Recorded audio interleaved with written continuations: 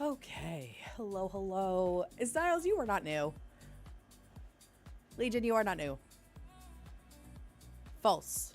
False advertising. Hello, everybody. Welcome in. Happy Thursday.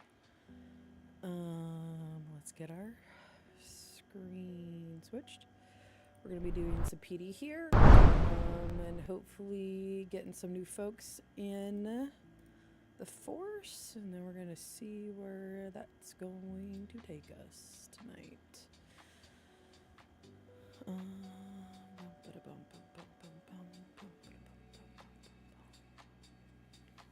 One day I'll also get my alerts sorted. Today's not that day. Oh, hello. Hi, More. Oh, excuse me.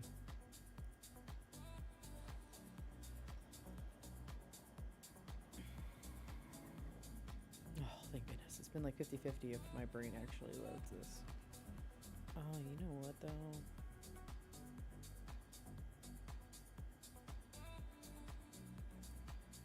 I think I might need food. 71.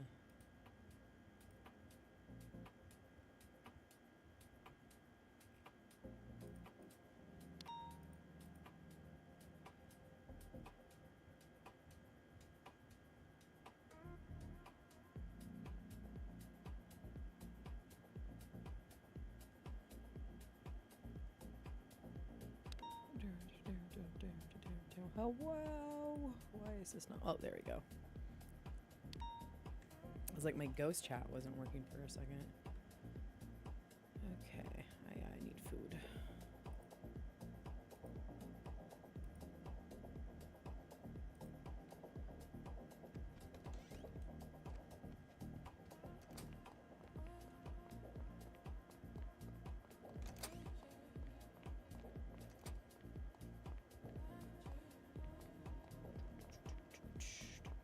Untamed is not loading for me, unfortunately. So I'm not going to try that again, or else I'm going to have really bad headache issues.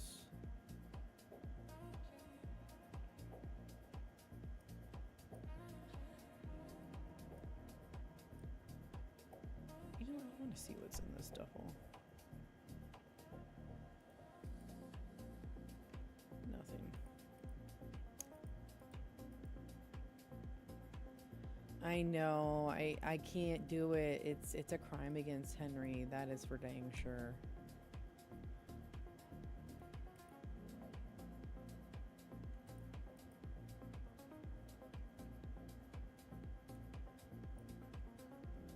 Okay. Where's the trash can at? Let's do this over here.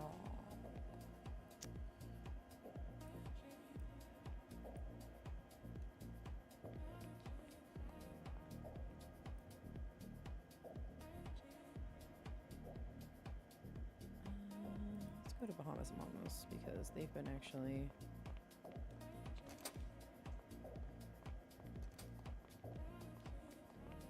I hope so.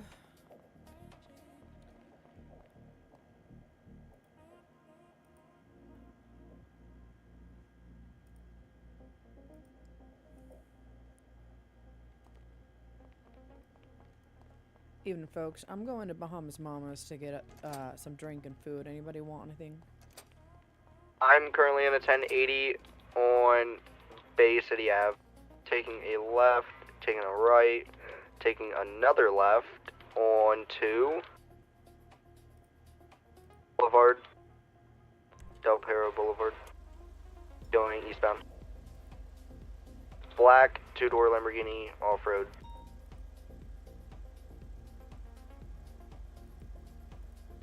You have one of the suspect's names.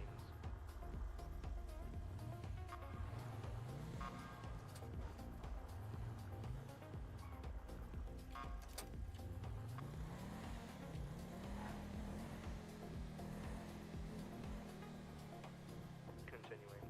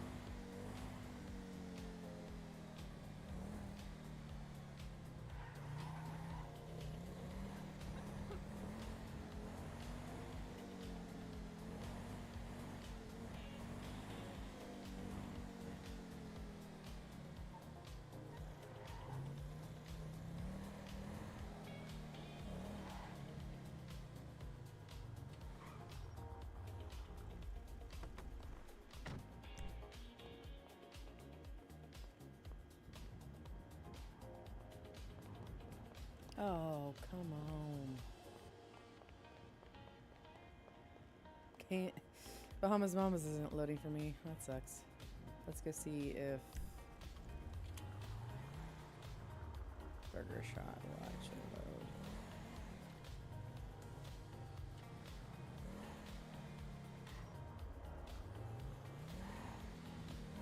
No, this is all chalky milk.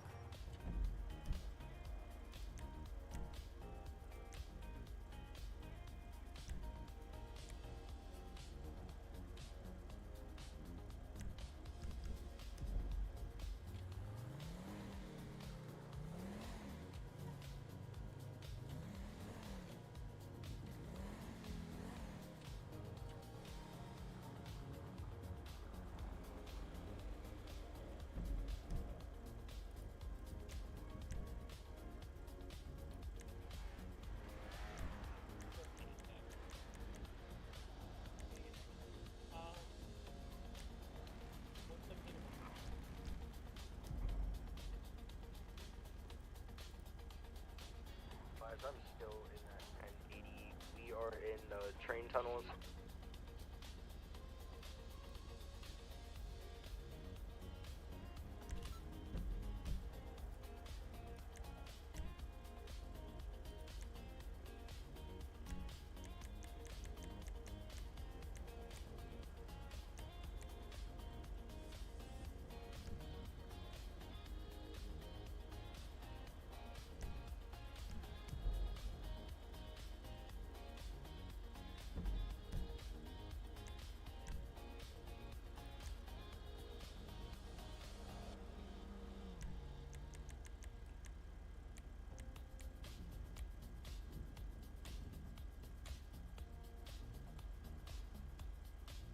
We are on the train tracks on Palomino Freeway going eastbound, now going westbound, following train tracks.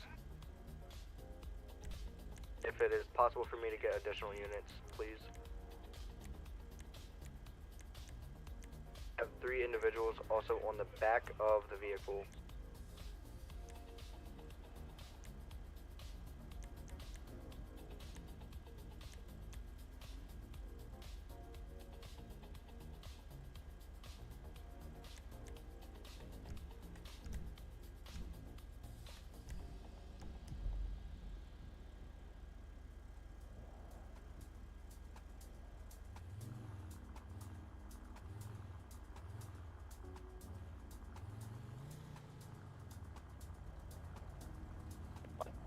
Oh my god. Well, he just ran across the street. Oh, where are you going? Okay. All right.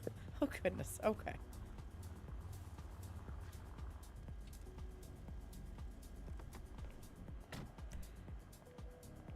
Sorry, Justin. I'm not quite ready to be on duty just yet. Hello. Good evening. Oh. Now, What'd you why Why are is you he looking taking at my out? clock? What you looking at? Ma'am, do you mind putting your weapon away, please? No open brandishing unless you're an active threat, please. I'm in active threat. There was a man in here harassing us, actually. It's true. Yeah, there All right. was. Well, he does seem to have left, so Burger please go Shot ahead security. and put your weapon away, ma'am. This is public. This is private. Yeah, hold on. I'm Burger taking Shot. this call 1 second because I am security. Head security, actually. Yeah, I'm head this security. is Yep. a private It's a business. private I'm business, lieutenant. 100% I am private. lieutenant. I am your lieutenant. I'm the owner, actually. What's your name? The owner. What's the owner's name of this establishment? The owner. Don't worry about it. You should have this. You're disrespecting. Yeah, I'm Are you Jennifer saying Tobey. not knowing Ooh. names is disrespectful? I've never met you. How is that disrespectful when I'm asking for a name? You've met me. You know me. I'm the owner, Jennifer Tokyo. don't- You know me. I've met Don't Jennifer ask Tokyo, new. and respectfully, you are not Jennifer Tokyo. I am actually Jennifer Tokyo. All right. Well, You want to know? Miss- You want to Miss know how I Tokyo, am? How? I can speak her language. Wonderful. Can I? Her Ducky time, language? ducky Wait, are you do. speaking in the third person? Yes. Ducky do. Ducky Okay. time, ducky do. That's her. That's my code word. That's my Understood. code word. Well, Yeah. Miss Tokyo, do you mind if I get some libations and some sustenance for the department here? Yeah, I Oh guess. yeah, they're like, working over there. You can go to the register. You're free to do that, I Wonderful. guess. Thank you kindly. Thank you kindly. And Appreciate that. You're lucky I'm the letting you sign attorney this one. exam, mind you. Oh yeah. What can I get you, sir? Hello there. I Madam, was you're a wondering if I could maybe trifling. put in a bulk God. order for Trifling, I drinks for say. the police department. Baby, Sorry, are I've you missed okay? you. I haven't Yes. seen you in Would so you long, like Mama. 50 or 100? You okay? Can we do Guys, 100, you're please? too busy doing gang Yeah? stuff. Are you in the gang? Are you And it's toxic? Detective Henry Yeah, Beaumont. but I've been working my still. God. Perfect. Cash your card. Card, please. Blame Andy. Blame Andy. Like, yes, but all thank you, Angie's Mama. fault. I appreciate your concern. I got it handled. Trust. I know, because you're a bad bitch. You Okay, handle give me 1 business. second. No worries. Exactly. Boys She think they does, can she try does. it. No, What these happened? boys do, and they are Why are you trifling, I'm hiding from? telling you. Like, why do you think I have Thank you, three Jess. different knives and 2 guns? Oh my Like, god, thank you, thank you, I thank mean, you. let's look at the material. What's your Like- name? How's your night going tonight, sir? like I got it on me. The fuck? My night? It's Yeah. going good. How's your night going? Not too shabby. Just woke up, took a shower, put some clothes on, and about to go on shift. So, Oh, you're about to go on shift? That sounds exciting. yeah, we'll see. We'll see. I'm looking forward to it. Seems folks are mighty spicy tonight, and I don't mind that a little bit. Mm-hmm. What A about lot you? of them What are are you up to? spicy. You're still Me? so I'm close? just chilling. I might come work for a Oh little. my God. Okay, you work here at this establishment? I do. I work here at this establishment. Nice, nice. Do you speak Portuguese? I do Mhm. enjoy some burger shot. Bitch, move. You do? What do you like here? I'm sorry? Oh, okay. What do you like okay, here? You need to go. Oh, You need to I go, like your girl. milkshakes. I You do need to love go. fountain drinks. They're kind of my weak I'm the point. owner, I'm the Like owner, I'm a gonna like a fix good it. like Diet Cola at the beginning of the shift. Just You're Perfect hitting light. your manager? You're a perfect I'm light. sorry, and Bobby. I What's do- a Diet It's a good ID. Cola? It's a good ID for you. No oh, shade. my ID is gonna be Second 245, circumcision man. on you Let right me go now. back and say to Perfect. get that guy. Hold on. Go get him. And go get him. And you can go get him. I And guess love what? this sign. I'll get both of you. There you go. Do you eat the burgers here? You eat the Heartstoppers? I do eat the hot stoppers from time to time. I do not have them every single day. That would definitely, stop the hot, as the name suggests. right, It's in the right. tray for you. Oh, thank you kindly. You guys have vegan options. Pride slushy and frozen lemonades. Oh, I'm gonna get all sorts of headaches tonight, and not the bad kind. Oof. Thank you so much, folks. I hope you stay Of safe. course. Thank you. You Yes, too. you too. Stay safe, officer. Mom. It better be gay porn if it's not.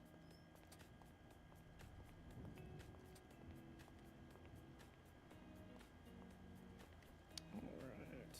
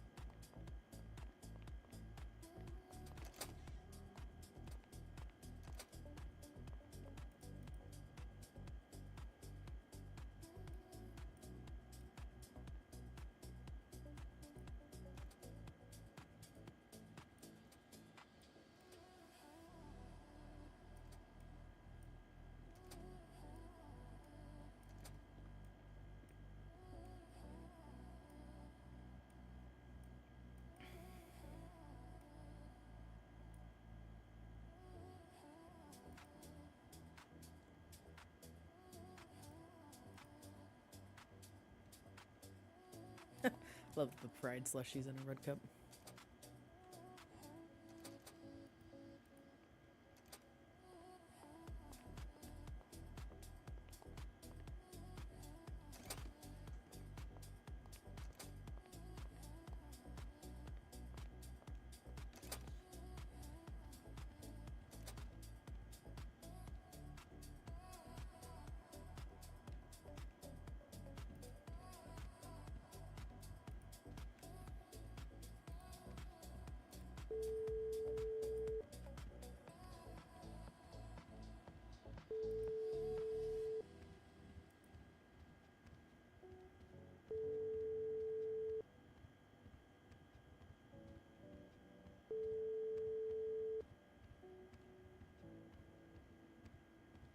You have reached an automated voice messaging system. Oh my, an actual voicemail.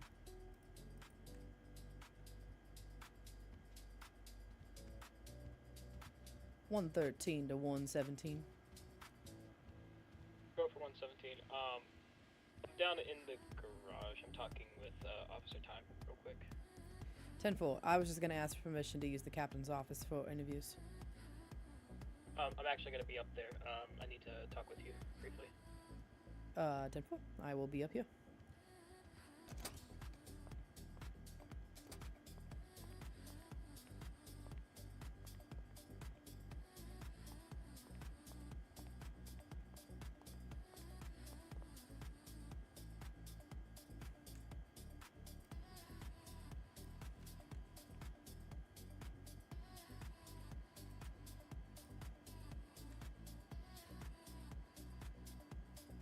Yeah, close enough.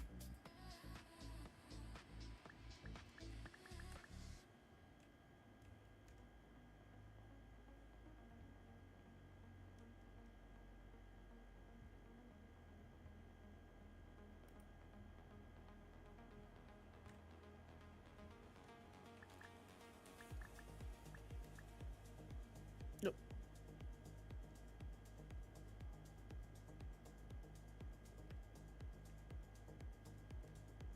Right in Dixon, familiar to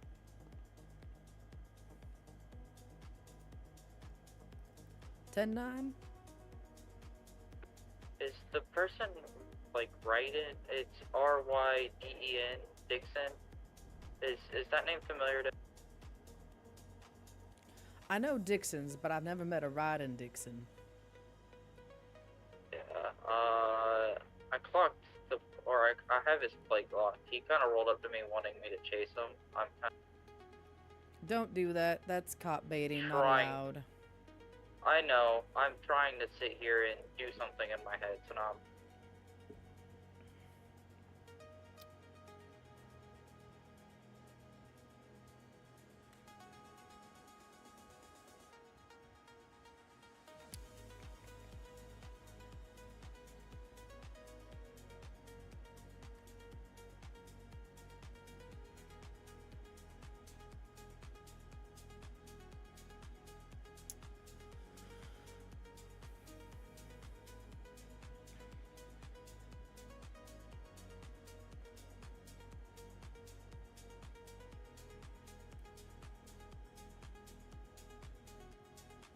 Hold on, is that a cigarette?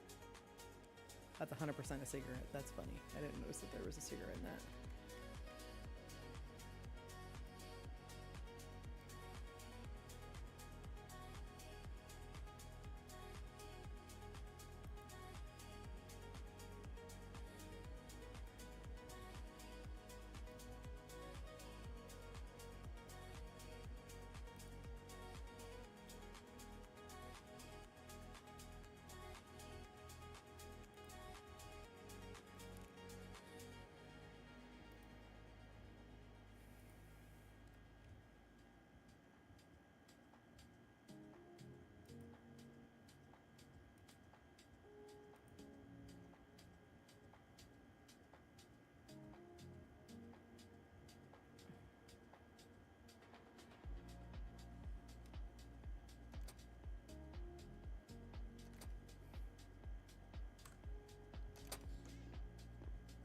Alright, hello. Sit in this chair now. No, I don't think there's any or chairs that we can sit in this department. It's fine. All right. Okay. I have some questions for you, professional. Professional questions. Should I stand? Yes. Or am I? No, you're good. Okay. What are your goals and aspirations for in the department? I know you were talking about wanting to take a further step into the FTO program. What, in terms of end goal, where would you like to see yourself? Oh, I'm not sure I would ever want. I don't know. I guess I'm open if the right timing for like, do I want to be? I didn't come into this department thinking I would want to be chief one day. I don't necessarily. If you hadn't stepped up, I might have stepped up. Let's put it that way. I feel fulfilled in my role in like FTO land. Now, as far as rank goes, I've enjoyed being a detective. I enjoy what I'm setting up. I think at this point, I'd be fine with like having aspirations for like captain or commander or something like that.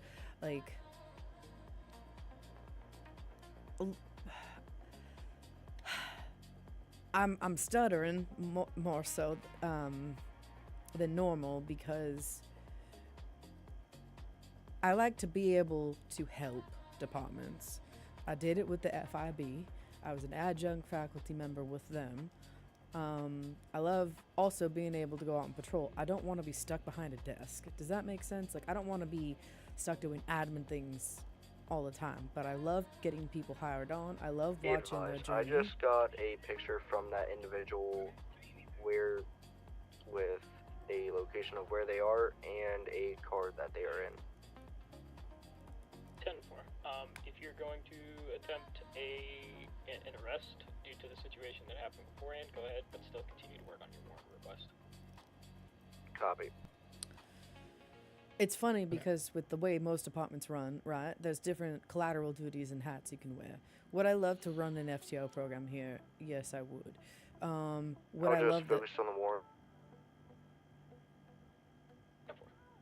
Would I love the status of captain or commander? Yes, I would. Do I want to do stuff that's like SWAT? I'm officially back. My apologies. Do I want to do things like SWAT team or anything? No, not necessarily. I like the investigation side of things personally. If I'm doing like what my heart desires, I do investigations. I write up the warrants, and then I go to like a fugitive task force to go and get out and get the folks, right? And then I can help with the DA's office and all that kind of stuff. I'm not really somebody who likes to be in a tank going off and pew-pewing unless it's absolutely necessary. Is this all making sense? I'm sorry, I guess I'm a little caught off guard. It is making complete sense. More so, I just wanted to get a feel for what you were thinking. I will not beat around the bush. I have had a discussion with Command. I've had a discussion with Assistant Chief Slim. And we all have come to a conclusion and a general consensus that at this time, if you would accept it, we would like to offer you the position of sergeant. Yeah, I would definitely. Yeah, I'd accept that. I haven't had a promotion since I got Detective 1. I thought I would, at least make Detective 2 here in the last few months, but that did not happen. But I think that's more of a change of leadership. Just basic promotion, but yeah, if you'll have me, I'd love to be a sergeant detective. Has a nice ring to it. Absolutely. I can still be a detective, right? Yes. Okay. Yeah. Another thing that we all noticed, I saw your interest in the FTO program. Things are in the works. There's going to be a lot of administrative rework that's going to fall on Slim and I. With the help of other members of Command, but there will be a rework of the FTO program. There will be a rework of training and all that kind of stuff. And would definitely love your guidance, your assistance, if you are willing to help us out. I know there was talks of finding a new FTO lead, and I think that's something that we're also in the discussion of. Yeah, if I really want to put my hat in the ring for something, I would love to be the FTO lead. I think that's where I want to get the numbers in the department. I would love to see some sort of academy stood up again, and then like a final check after, like basically like put the people through the academy. If they're unable to make an academy, do something like P1, but something to help fast track and not also have everything lean on the activity of an FTO, if that makes sense, you know. Absolutely. That was definitely one of the discussion topics in the command meeting tonight, was bringing back an academy. So, yeah, I guess if you put out a call for like who's interested in becoming the FTO lead, I would like to throw my hat in the ring there. absolutely. Where are you? I'm trying to find right in you. front of you. I see that. I know I'm trying to Are you find your sure? name on the phone. You're looking down. Aiden, my eyes are up here. I know that. Sergeant Beaumont. Let me go ahead and get you all set up. Oh, it's happening right now? Oh yeah. Oh Like I my said, it's already been goodness. discussed. Oh my, oh, okay.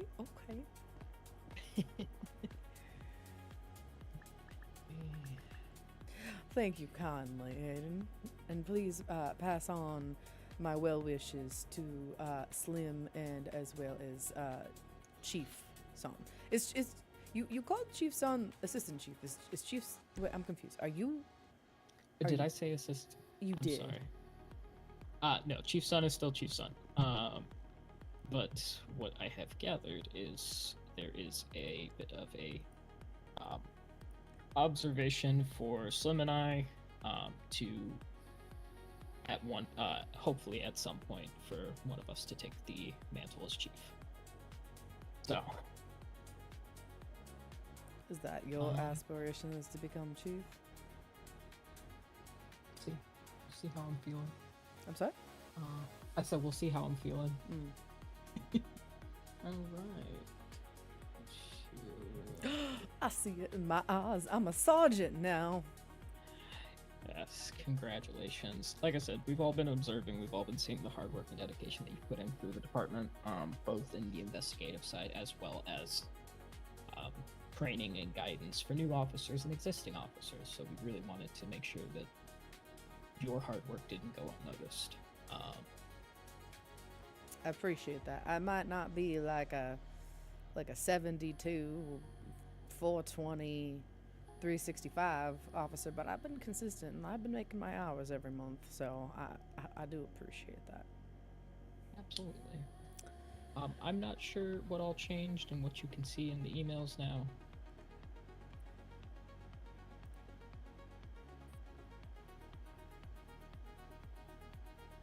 I don't think anything really changed. No, I don't think anything really, because I don't think sergeant is part of the command cadre, correct?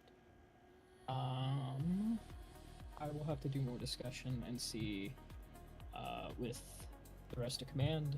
I know, what was it? Sergeant Dose was a member of command. I think it might just fall into being a sergeant 2 or something. It'll be further clarification, but we did want to get you that rank. And once we, I believe there's going to be a meeting on Sunday. Fingers crossed. With all of the changes and everything, we want to sit down and talk with the department. Just make sure everybody is good to go. Understood. As far as if I were to hire people tonight, is there any way that you could email Itch to give me right access, or do you have right access and give me right access? I have right access, and it is going to be changing due to the structure and everything. I've slowly been adjusting and editing and moving things around. Okay. It ended up going to sleep a lot sooner than I was expecting. No, you're good. I mean, you know how I can help out with the admin side of the house, and that's usually where my brain likes to go. So if you need the help, like, if you can give that to me, but also I need to be able to give numbers to people, you know, and be efficient in that way if I'm to hire people. Absolutely. Give me one moment. Where do you Demon, be gone! Be gone, demon!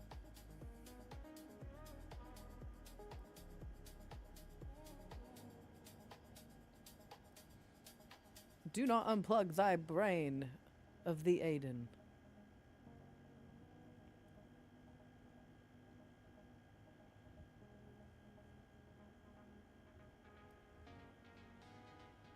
Also, know What was that? I said demon be gone. Demon be gone. Do not unplug thy brain of the Aiden.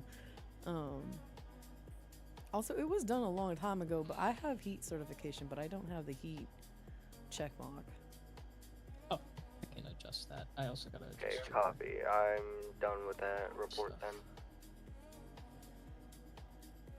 I should also have shotgun and rifle. Basically, the only ones I don't have are Air 1, boat, SWAT, EOD. Yeah, shotgun, air one boat, SWAT EOD. Yeah. I have adjusted that. Let me... Technically, you'd be a detective too. You're also a sergeant. Technically, I should have been probably like a detective 3, but I digress.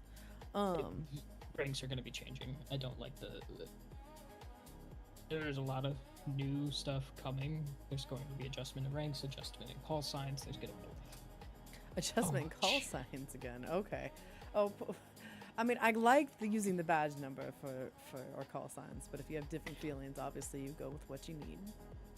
more so, of course, bumping people up again, just because we had a lot of people resign. Oh, just bumping people up, not changing the format. Understood. Yes. Honestly, this format is really good. Sergeant 1. You're good. Congratulations. There we go. That's been updated there. Thank you. Are those not drop-down options? They're just copy-paste options? The ranks are dropped down. Oh, okay. Everything else is not. Okay. I still have to make my announcement. That's fine. I mean, I was just gonna use the office to do interviews, and I guess are you gonna be around for a bit, and I can just give you names? Tonight for me is administrative. I was going to talk with you also about the interview stuff. I don't have the active questioning that was. Oh, so you are a robot. I'm so sorry, dear. You don't have the. I mean, we don't. Yes, I understand having the interview sheet, but I've done interviews before, so if you trust my judgment. Yes. Oh, absolutely. What I was going to bring up is just me sitting in on them. I'm not going to be like interjecting or anything. I'm just going to be present to That works. hear how things go. And then when we do decide on an individual, I'll just go ahead and get them added to the sheet. Do you want me to go ahead and say for the next hour, put a post like, pop-up interviews at LSPD if you're interested in becoming an officer, please head on down to the lobby. Does that sound fair? Yeah. Yep, that sounds good to me.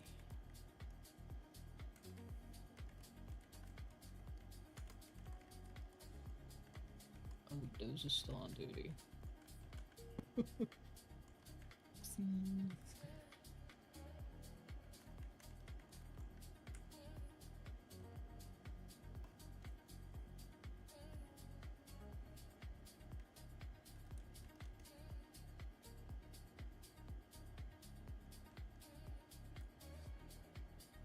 So is Itch. Alright.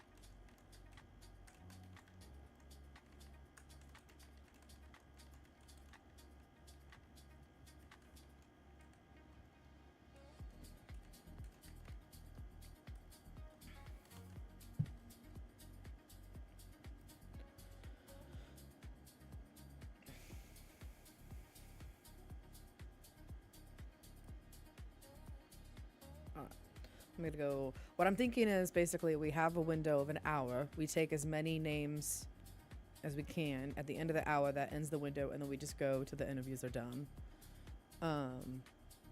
From there, how does that sound? Yeah, sounds good to me. You did. Sorry, I dropped my marbles on the floor. Let me pick those up. Just oh, yeah. Okay, all right. I was fidgeting with them. That's my bad. That's awkward. Also- I'm gonna go down to the lobby. You're welcome to join me. Did you get Chucky milk? I can't go into Untamed. It is chalky Hold milk. up. Hold up. But oh no, I bought 100 drinks. I went to Stash and I bought 100 drinks. So I kept 10 on myself. Oh, I actually don't need food, but thank you. I have so much food. I did not have drinks, but there's Pride slushies, and there's lemonade, frozen lemonade in the fridge. Yeah. Yes, I was planning on 160 to 117. go for 117. Are we able to do taser search or no?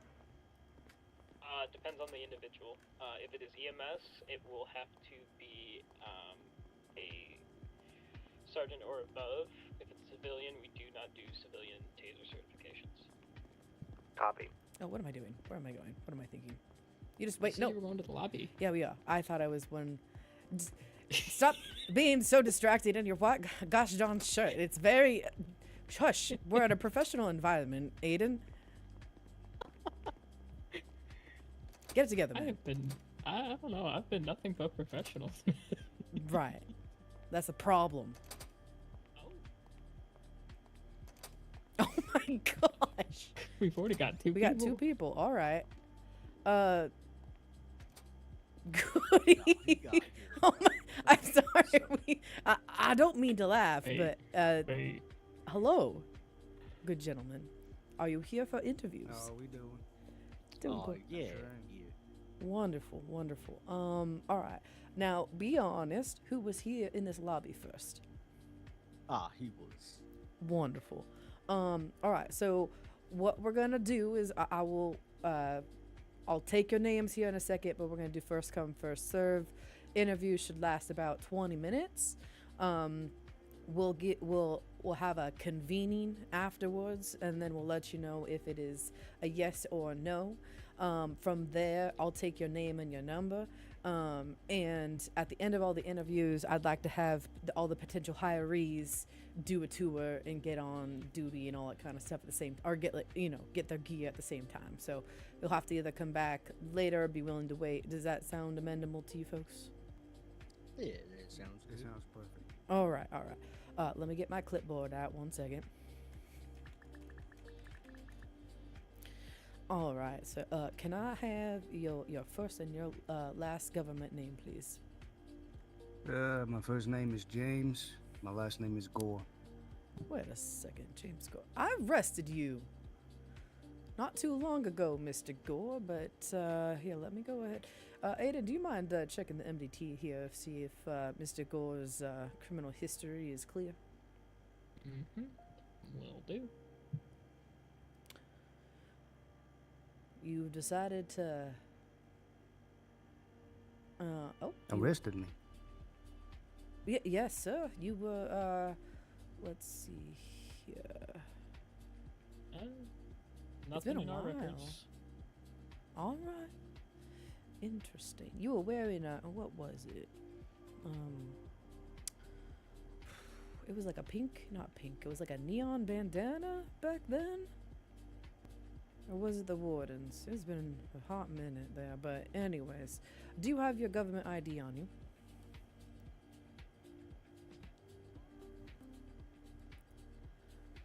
James Gore? No? Okay. All right, Mr. Gore. And if you don't mind, go ahead, put your arms up. I'm going to go ahead and search you here real quick.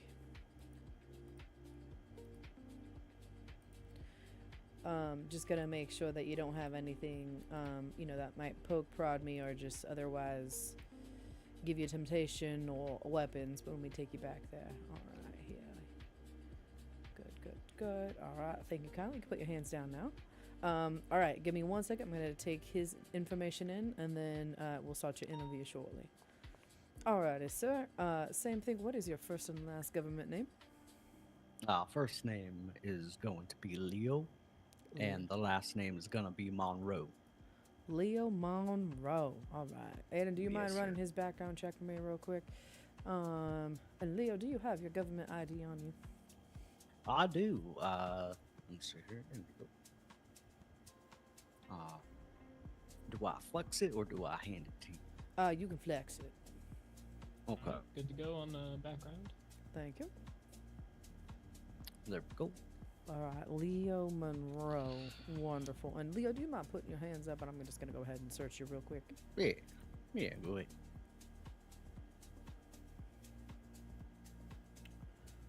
All right. Like I said, it'll be about 20, 30 minutes. Give us some time. We'll be back if you don't mind, just finding a place here to. Oh. Yeah, no, that, Voice in my that's, head. that's all good. That's all good. I got nowhere to be, so I got enough time to spend here and wait. I'm all Sounds good. good. Sounds good. All right. And let me just make sure I am off duty.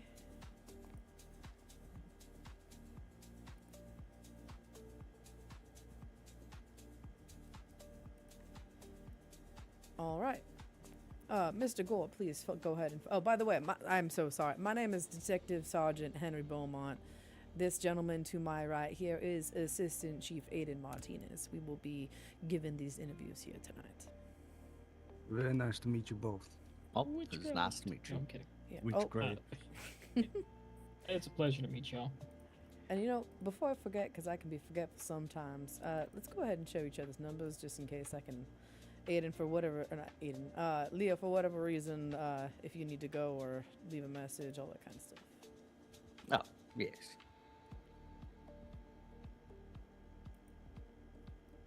James, I got your phone number, and Leo, I got your phone number. Leo, can you send that again, please? Yes, sir.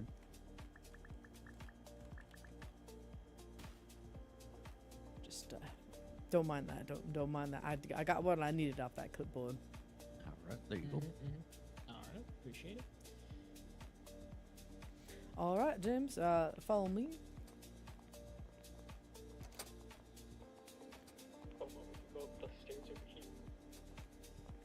Oh, you right for that. You right. If y'all need me for anything, just give me a ring. Sorry about that, I'll James. be around for a little Do bit. you mind coming this way? Down the stairs. Yeah, I know. I'm gonna hang out with people. Sounds good. Have It's a just good mostly time off duty, administrative stuff Ray. tonight. Alright, y'all have fun with the pop-up dinner. Yeah, I'm gonna go back downstairs and get my. What, officer? I need to make. Can I make a report?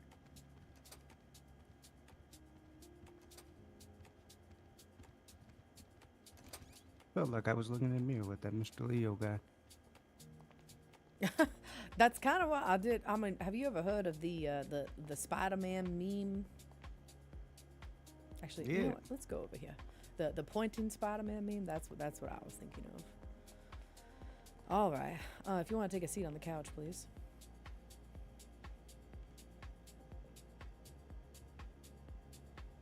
Oh, I'm gonna hand you these real quick. What are you handing me?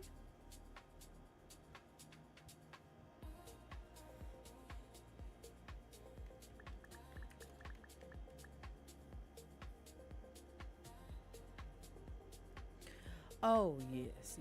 All right. Let me give me a second to review these docs here.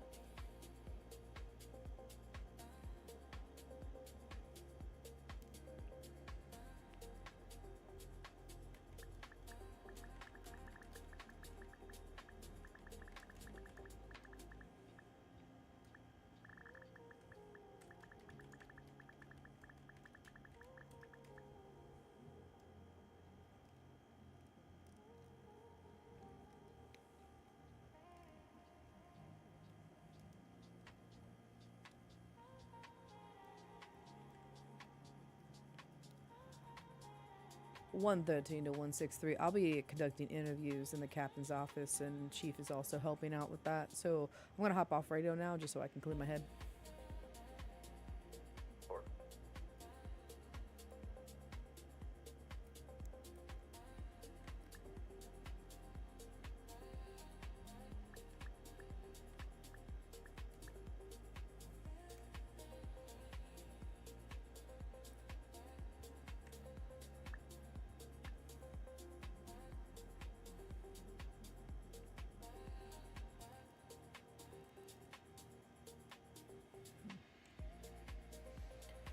All right, James. I'm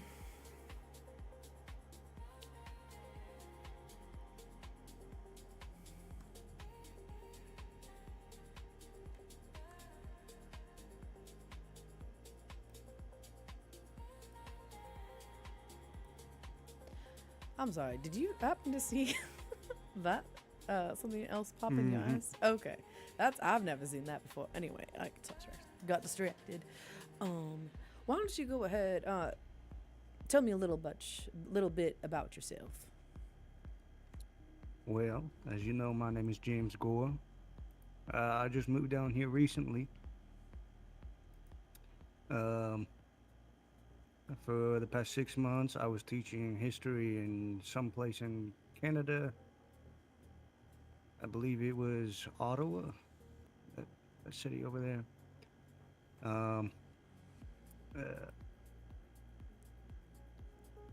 I think a month before that, I was released from the hospital with a diagnosis of amnesia.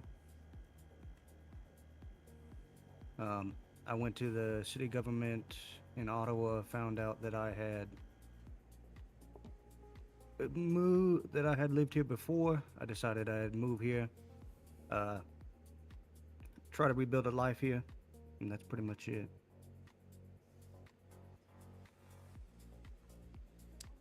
Not much before then. All right. Well, tell me a little bit about your education.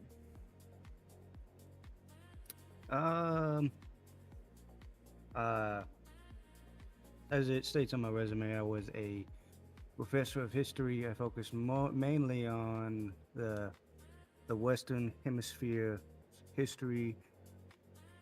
I taught kids about the different wars that we've had, such as World War I, World War II.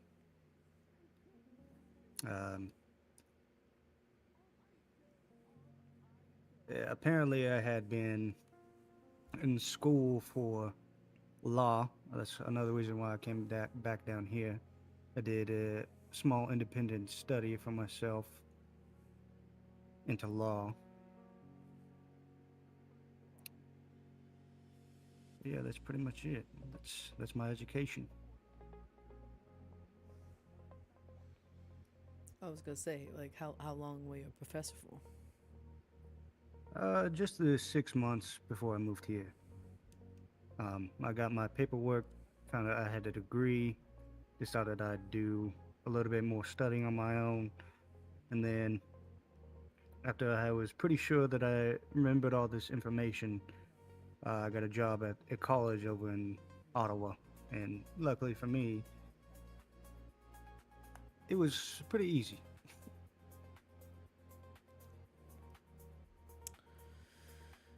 All right. I'm gonna poke a little bit as respectfully as I can about this amnesia.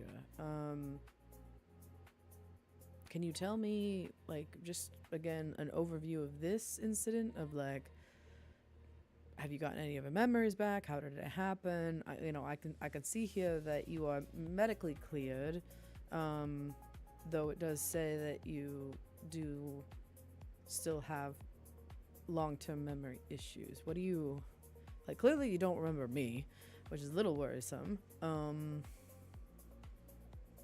Yeah. I just mainly what I remember is being here. Like, I can remember most of the places here in the city, but anything other than that, the people, the whatever events happened in my life prior to me being hospitalized, not much. Do you remember Roxwood at all? I remember slight bits. I noticed. Remember it being a separate island from ours. All right.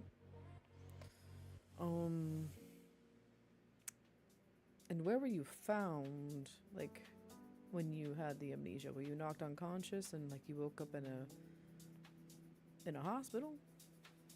Yeah. Well, I woke up in a hospital somewhere in Canada.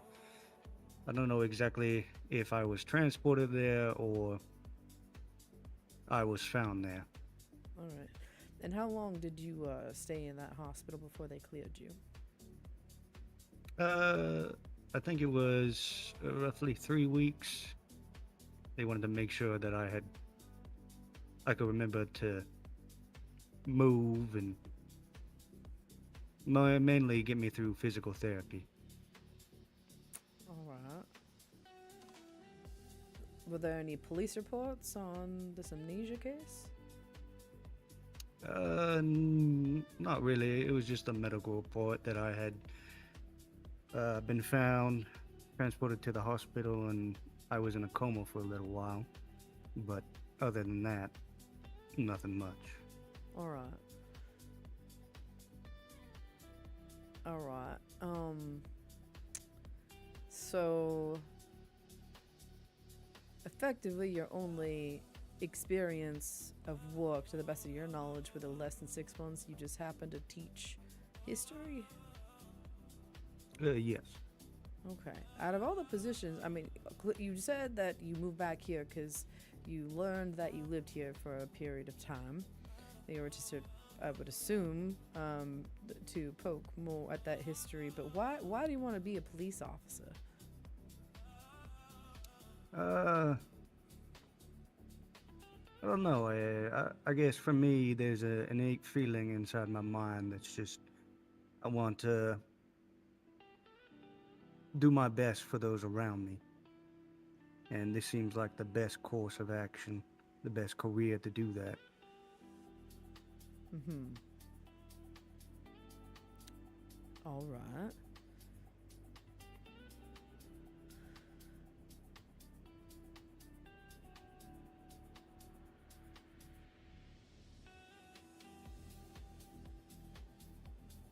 How long have you been back in city? I'd say about 3 weeks now. All right. All right. I took some time to do my independent study, and then put in a application for the police department. I think about a week and a half ago. Okay. Understood. I don't have any references here listed. Do you have anyone in city that I can call that can kind of vouch for you with your short stay here so far? Not in particular. I've met a few people, but I don't know if they're, I would say, trusted enough for you to call.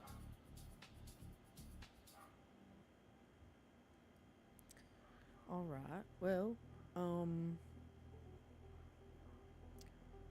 understood.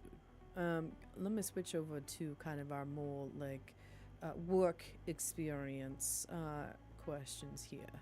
Can you give me an example in which you've dealt with some sort of conflict at a place of work? What did you do and what was the resolution?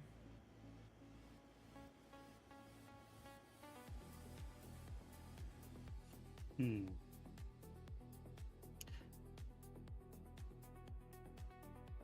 do remember whenever I was teaching in that college, there was a point where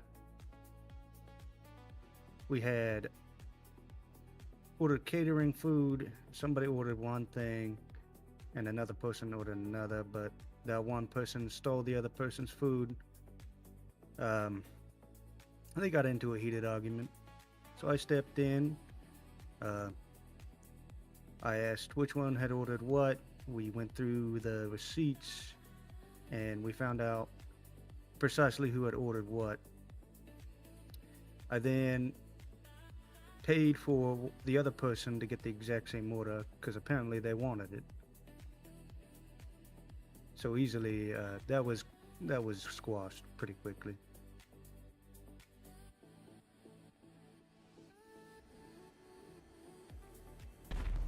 All right.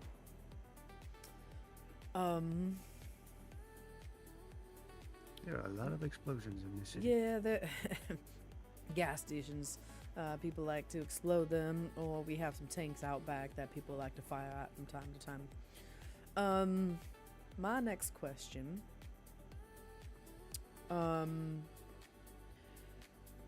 You get a call for service located over in Mia Park for shots fired.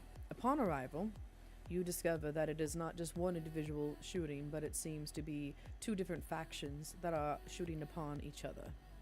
You are on basic patrol. What do you do?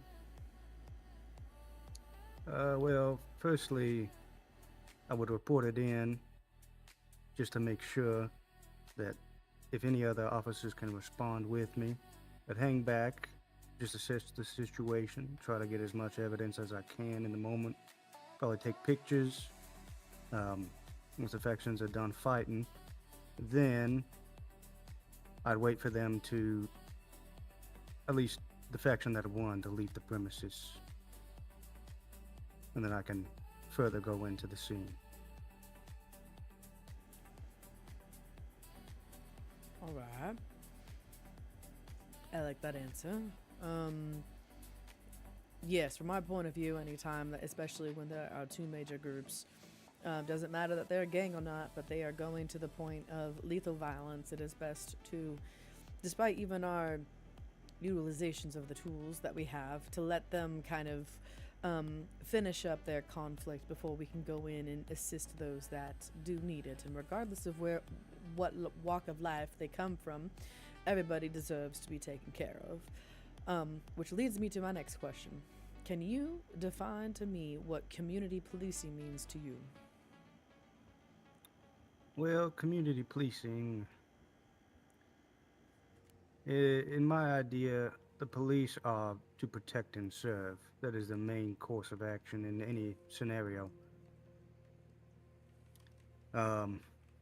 Community policing is just be kind, be respectful of one another. Everybody's got a life. Everybody is an individual that there's some sort of respect. Now, community policing is more of de-escalation. Try to be as respectful as possible. Not try to escalate certain situations to a degree that could become more dire.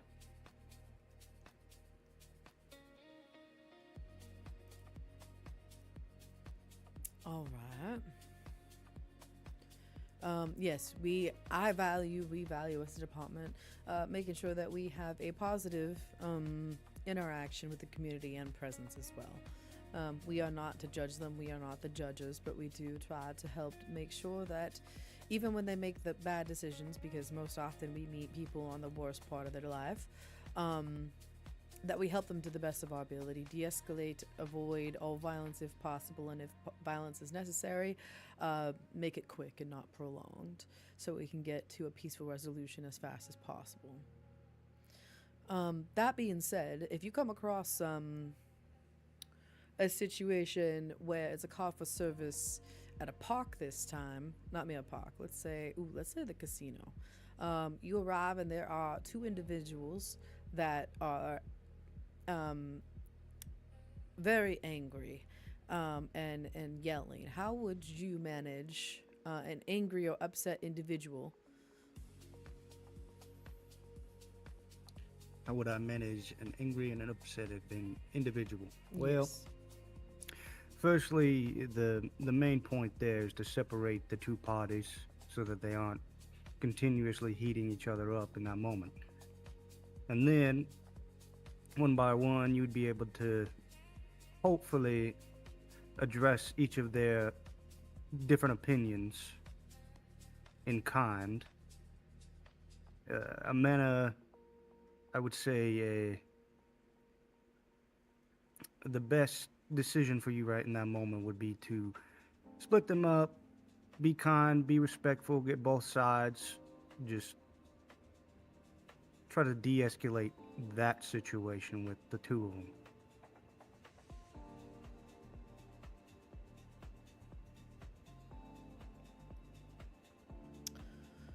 And in your time, have you ever heard of the escalation pyramid? Excuse me.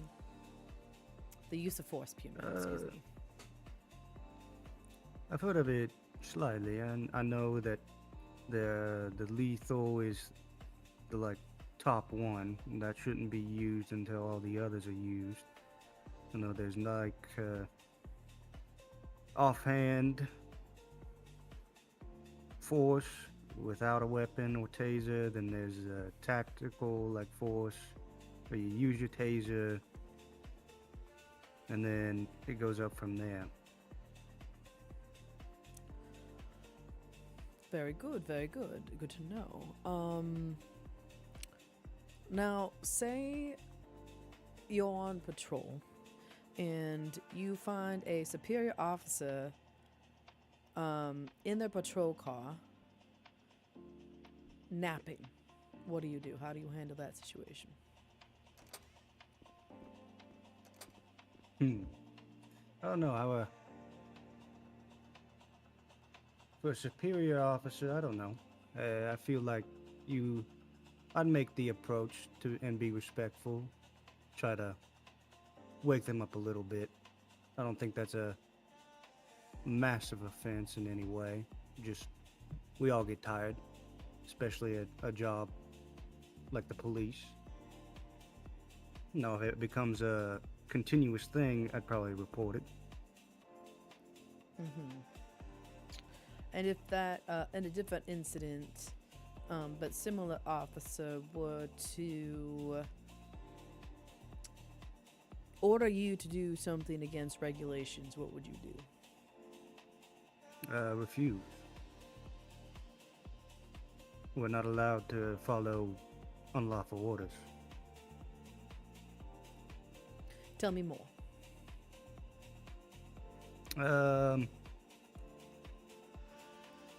I guess the main thing is if they're telling me to do something that is going to put myself or anybody else in danger, then I would directly refuse. Probably report it to higher ups. Now, if it's, I don't know if it's like a small thing where you're not supposed to wear your day clothes to PD on the wrong day, then I probably just wouldn't follow the order.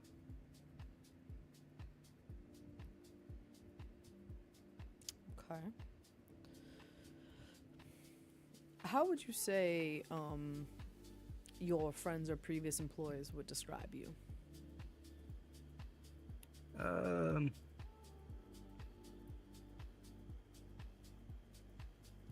I think they would call me observant. Probably a little bit stoic in manners.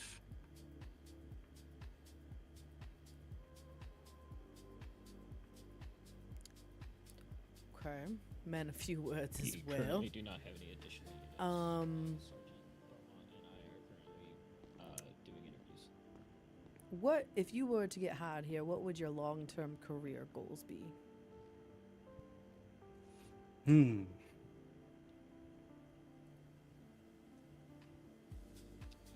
I'd probably definitely want to rise up in rank. I don't know, I'm not much for a detective route, as you are. I'd probably strive to do, I guess, a little bit more tactical. Probably patrol.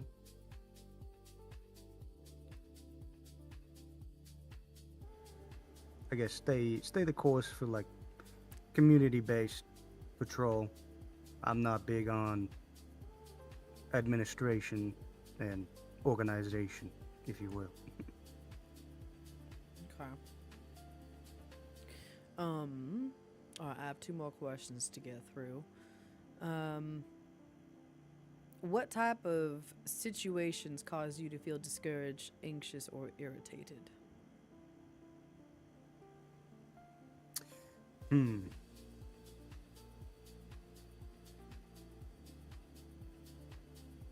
I think my main thing is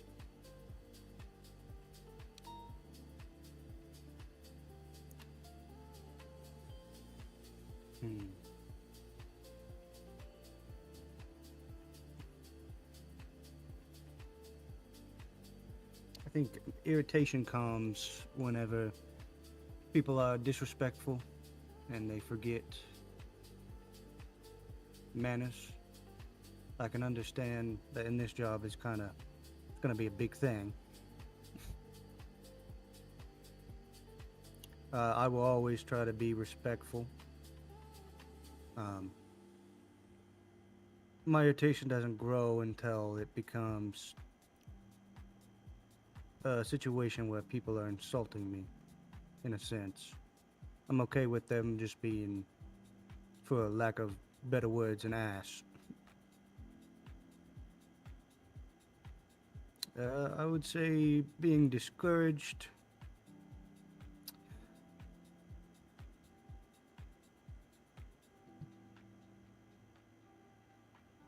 I think what discourages me is not having anything to do.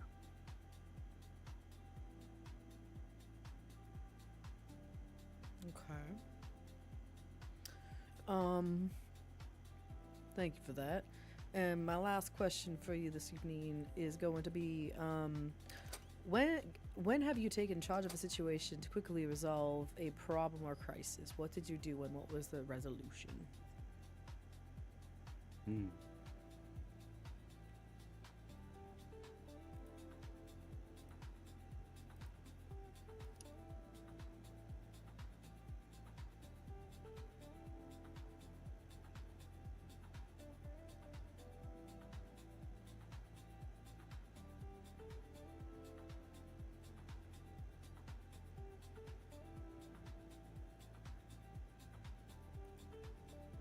I think it had to do with my apartment back in Canada.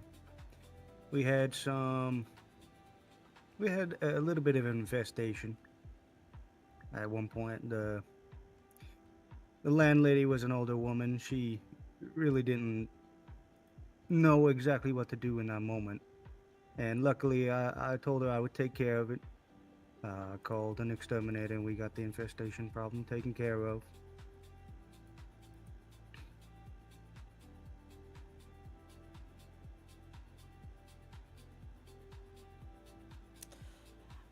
Okay.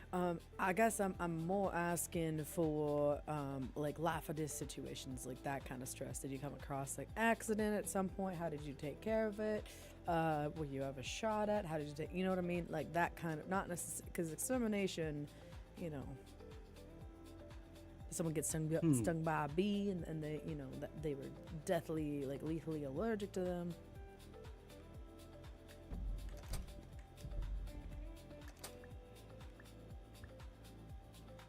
Well, we did take a trip in Canada to I think it was some sort of national park.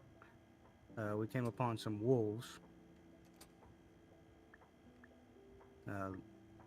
Luckily, I was able to immediately get my students to a safe location, make sure that they were unharmed and all accounted for.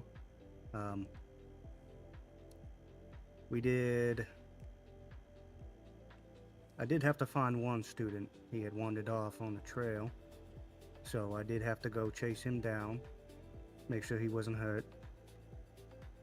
Luckily, he was okay. He had, I guess, fallen on some rocks and was a little bit slow. So, luckily, I was there to pick him up and help him walk back to the group.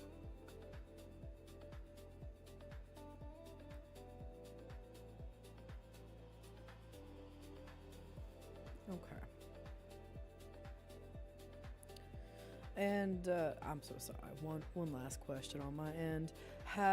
What have you done? Like, I do apologize. I've never had somebody with amnesia come across my board before. So have you had any issues or hiccups in your daily life? I know you're medically cleared. I just want to make sure, like, triple check this. Because this is up in Canada. I'm not seeing that you're medically cleared in from the doctors here in the city. What kind of concerns should I be keeping an eye on? I think apparently people have recognized me that I do not recognize. So I think that's one of the big things that you probably have to look out for, because to a point, if they know me and I don't know them, it's kind of, I don't know, it could create a situation. I don't know if it would be bad or good. Luckily, I really haven't had any hiccups with my health since then. I've been pretty all right, getting by. All right. Well, that kind of wraps up the interview portion of this. We'll end with, do you have any questions for me before I ask you to step out for a second? I do have a question. So, what is your favorite thing about being a police officer in general? Being able to respond with authority to help people in crisis.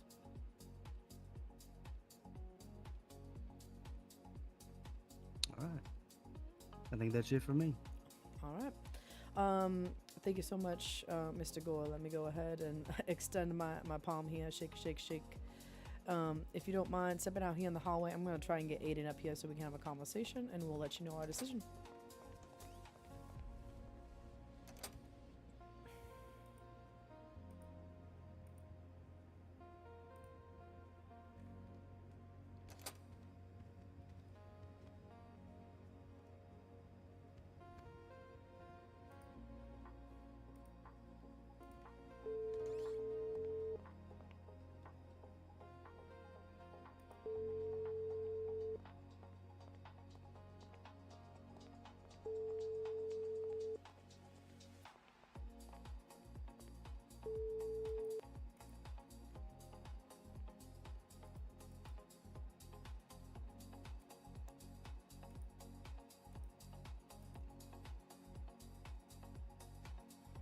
Aiden, are you still around, or what are you doing, 117?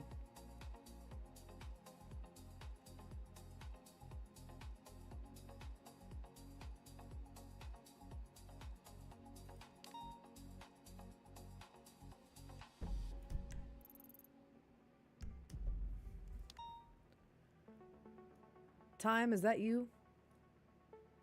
Copy. No. Are you shooting, or are you in an active shootout? Negative. Currently at VU. Okay, 10-4. 113 to 117, are you there? He is also here. They're talking to individuals. 10-4.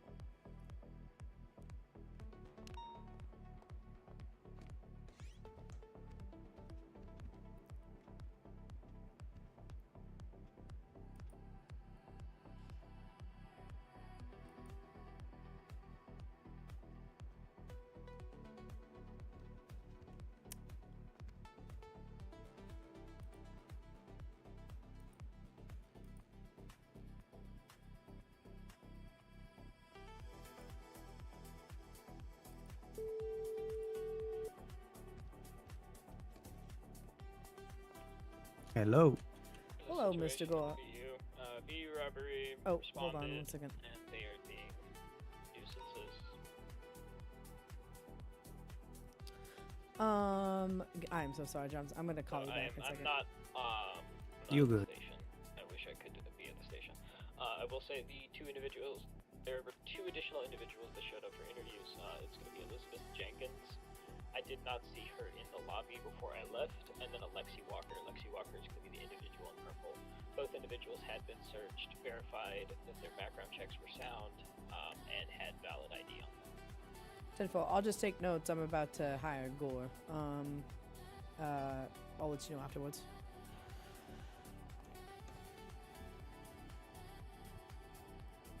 All right, Mr. Gore, do you mind walking over here, please?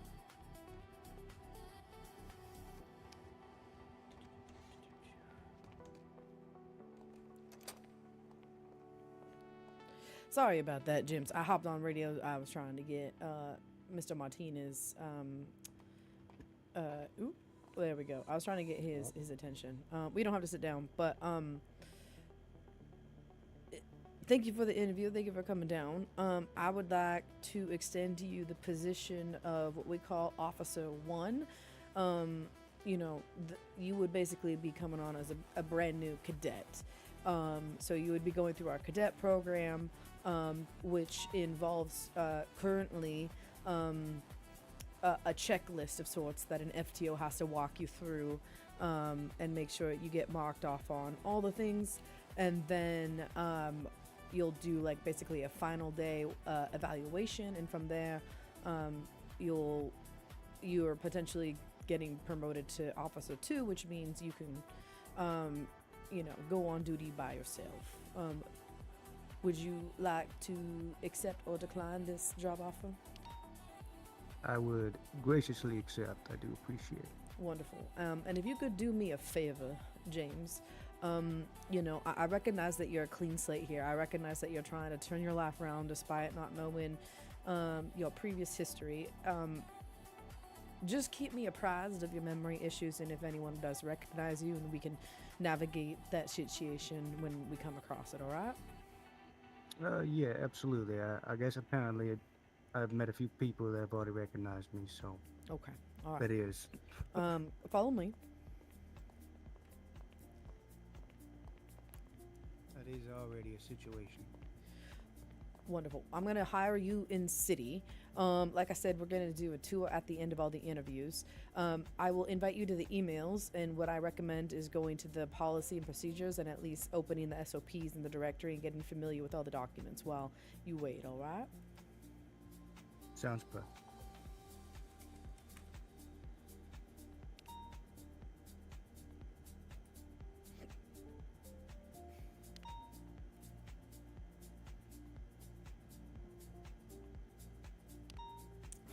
Get out of here.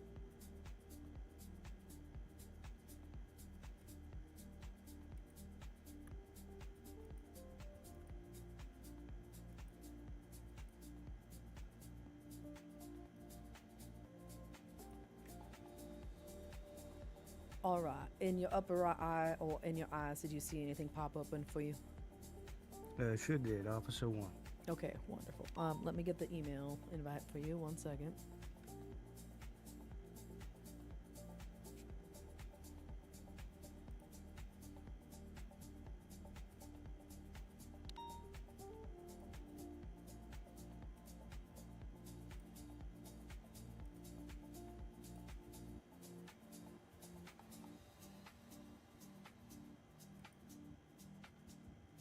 All right, and I'm going to give you badge number 166. That will be your call sign.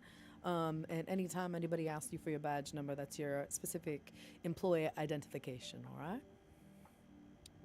All right, that's perfect. All right. Give me 1 second.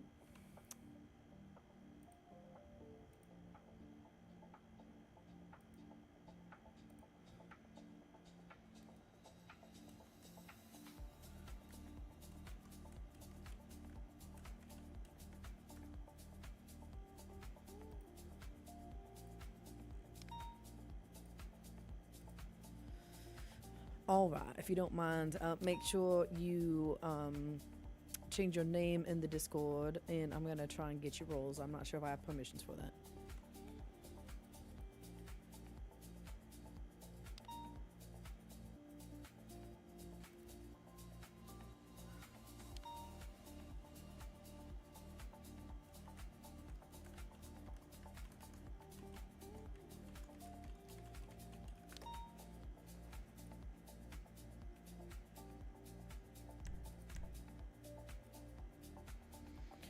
All right, James, go ahead and follow me, please.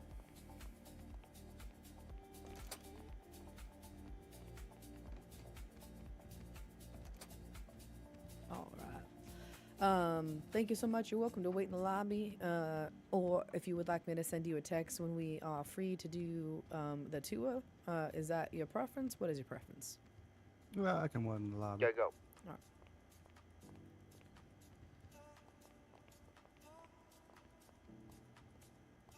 The backwards thing? Because I can't drive through my eyes. Alrighty. Mr. Monroe, are you ready for Do your we job really want interview? to follow their demand since they don't have the Yes, I hostage am. anymore? Wonderful. Let me check in with this individual it there. is Hi, just ma'am. a How are you? vote of confidence. I'm also Hi, how are you doing? not I'm alright. Too shabby, not too shabby. I did get one name, but let me verify your name real quickly. You're all good. Yeah, I'm Lexi Waters. I'm Lexi sure I'll see him Waters. again All right, anyway. all right. And you already Yes. searched by Aiden Martinez. My question is, how were they able to do Not that? been when searched. there was only one Actually, officer? I have my Don't get it. firearm on me. I I can don't go know. put it in my car. It's out there if need All be. right. Yeah, Things happen, and I don't please question do. it. I'm gonna go ahead and I interview just Mr. go. Monroe, but you're next in the queue. All right. Alrighty. Thank you so much. It'll be about 20, 30 minutes or so. Okay. Okay. All right, Mr. Monroe, go ahead and follow me, sir.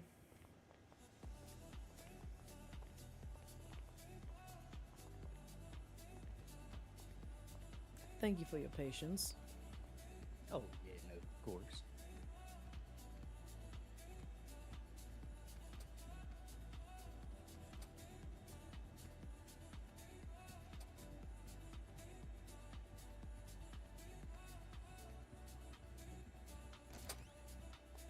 All right, I'm just gonna. If you want to go ahead and find a seat here on this couch. Yeah, of course.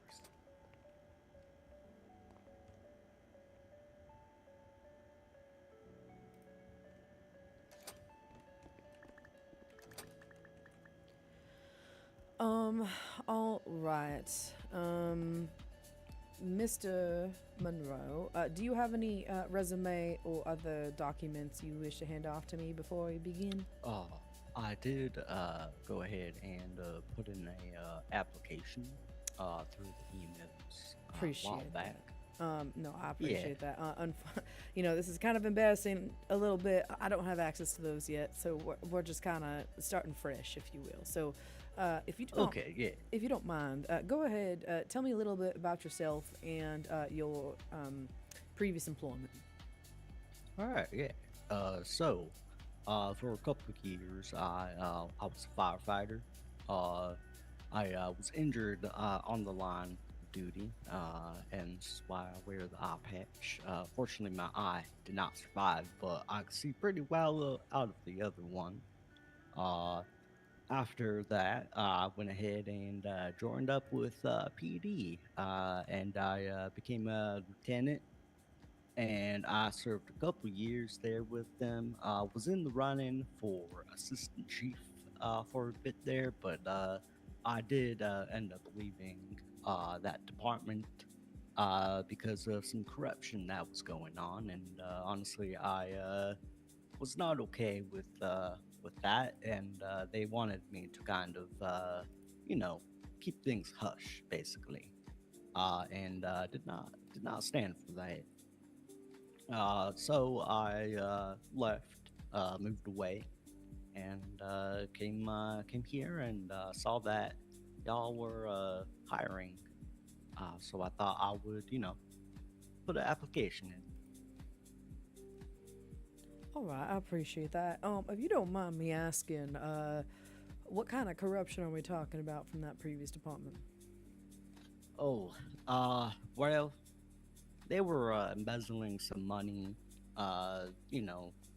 from certain places.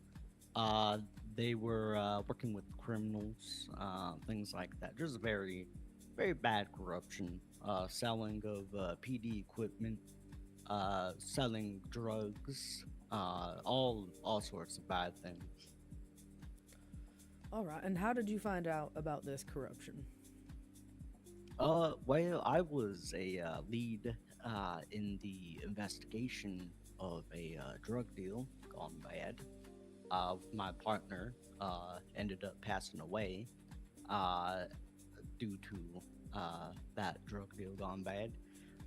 And while I was investigating, I kind of found some evidence supporting to one of the officers that was a little bit higher up than me. And what happened was he kind of knew I was, onto him. And instead of killing me, he decided to offer me the position of assistant chief, for my silence. And so I denied that and left. Oh, Luckily, I am still alive and he didn't kill me. I'm very grateful for that. I mean, yeah, considering you got injured on the fire department job and made out with more of a physical injury than you did with the corruption. Good on you there. What kind of training did the police department? What kind of training did you go through at that department? Over there we had a academy. I went through a PD academy. Went through basic trainings of house robberies, store robberies, basic things like that. I was certified in, I believe, they're called class 2s here. I was also air certified and heat certified as well. All right. I was just about to ask you about those were all the those were all the certifications that we had. I was actually in charge of writing some SOPs and training some cadets, so I was a FTO. And I was also working on a bomb threat scenario kind of protocol, because back then we, for some reason, had a lot of bomb threats.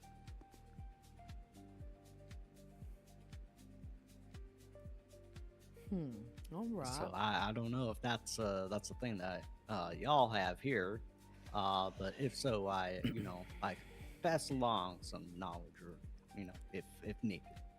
Unfortunately, that is a daily occurrence here. People do like their bombs and their Molotovs. Ah, okay, got it. How would your friends or previous employers describe you? Hardworking. Never gives up on a case or anybody. Great communication and very easy to learn with, as well as a fast learner when I was a cadet.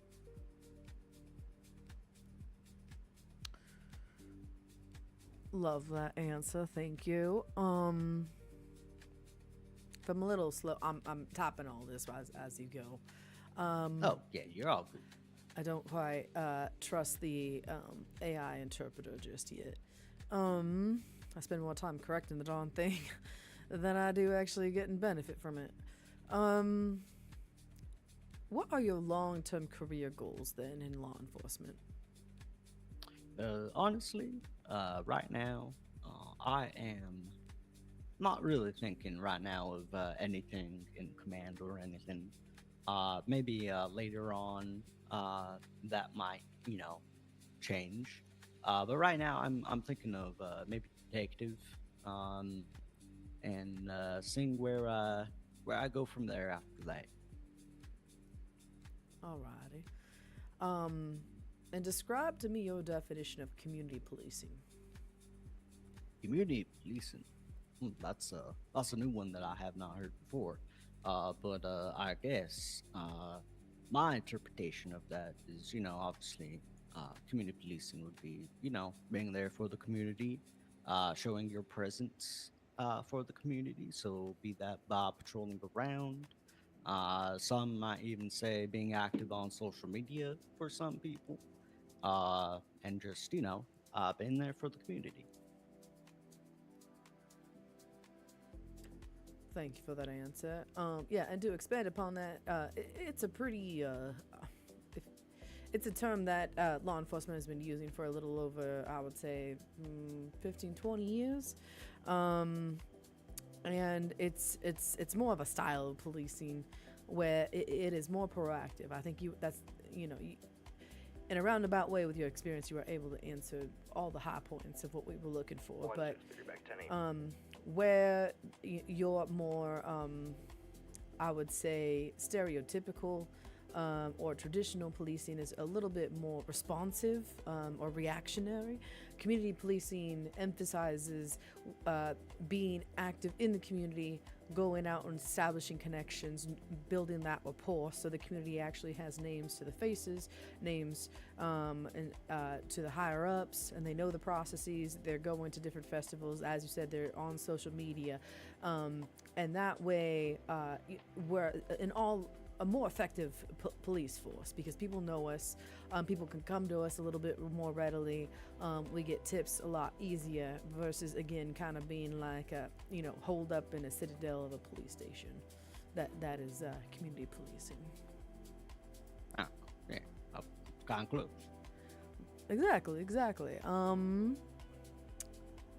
You know what's kind of funny, just anecdotally, literally on my list here of what to ask you is, if you saw a fellow officer committed a crime, what would you do? And you kind of already answered that with the corruption.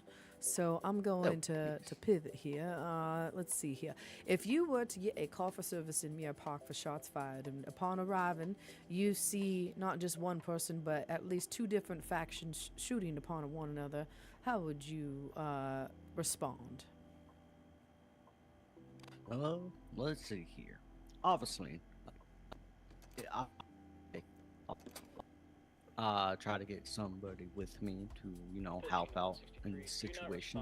I will kind of, try to make sure that there's no civilians around. If there is, tell them to get back and get to safety. I wasn't even worried about it.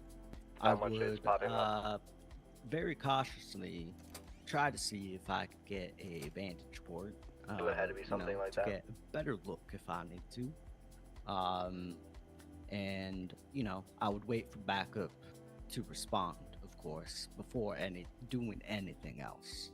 But when backup does respond, then that is when me and the backup will go ahead and go in, and obviously they're shooting each other, so I am gonna go ahead and assume that they are going to shoot at police.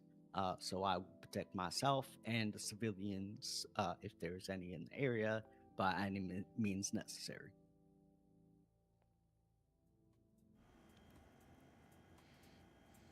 All right. For the most part, at least this department stance, you were there. The way that we handle mass shootings is we actually do not engage at all until the two factions are done shooting at each other, to value our lives, as well as make sure that we do not go down ourselves, and we can help those that are injured in the aftermath. Just for your awareness, we have issues with usually there's one or two people that are on duty at a time, and going into a situation where it's basically you two going up against 6+ whoever knows individuals, we just usually take the stance to watch and grab as much intel as we can, as there are a fair amount of criminal organizations that are in work here, so much appreciated for that. Which kind of going along the lines of that one, describe to me a situation that was a high stress situation, life threatening. What did you do, and what was the resolution? Okay, well, gotta kind of look back through my my memories here that I mean there were so many of them, to be honest.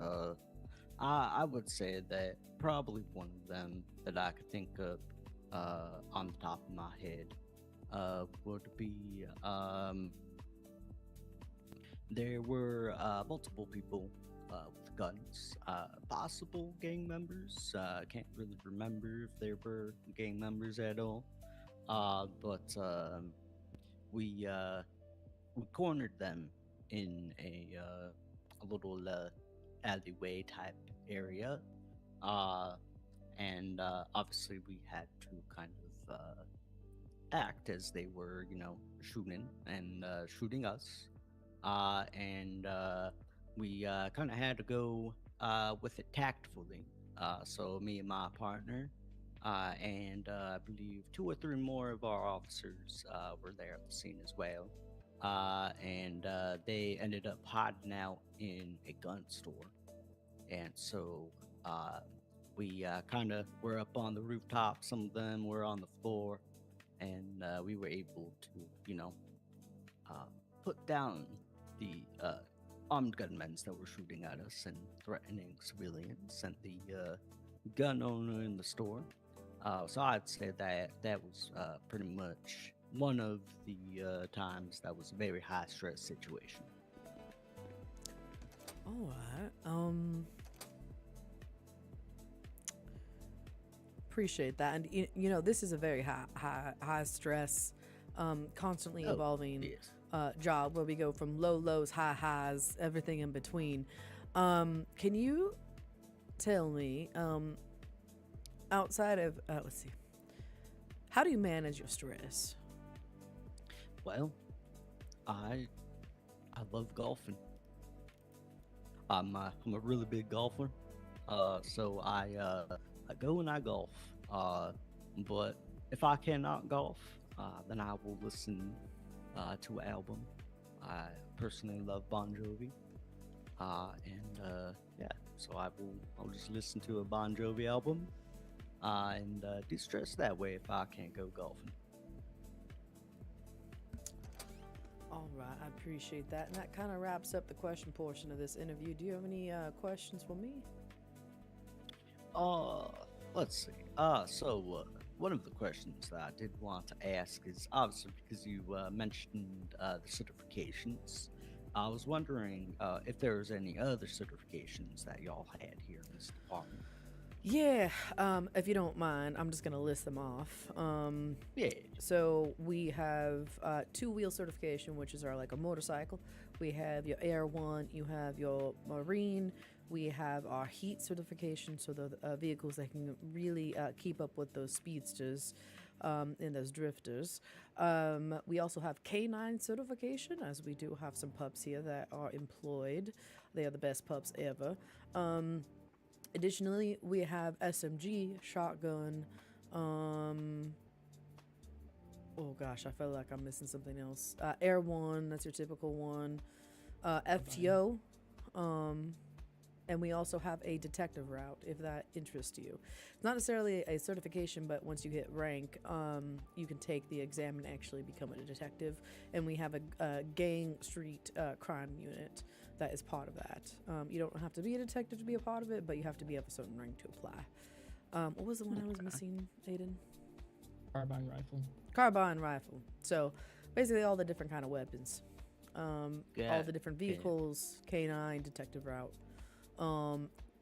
We technically have SWAT, but we've been trying to get our numbers up there so we can actually formalize a SWAT. I don't know. I can't make any promises. That's probably down the road. Yeah, honestly, I've never been a part of a department that does have the SWAT because of the numbers, so that is totally understandable. Yeah. What were you saying, Aiden? SWAT is also going to be invite only. It is not going to be open to a rank or certification. Solely it is based on performance, and if someone does show interest, then they will be watched, but it is not going to be an open certification like everything else is. Oh, understood. Okay, good to know. Well, honestly, so I appreciate your application. I'm so sorry that it took a little bit. The department's kind of going through some changes here. Aiden Martinez. Yeah, Aiden Martinez to my right. He is our currently assistant chief. This is his second day officially wearing that title. And we're kind of going through a transition period, but we're hoping this is more like we're not at the bottom of it, but like about to maybe in the curved, about to be ramped up.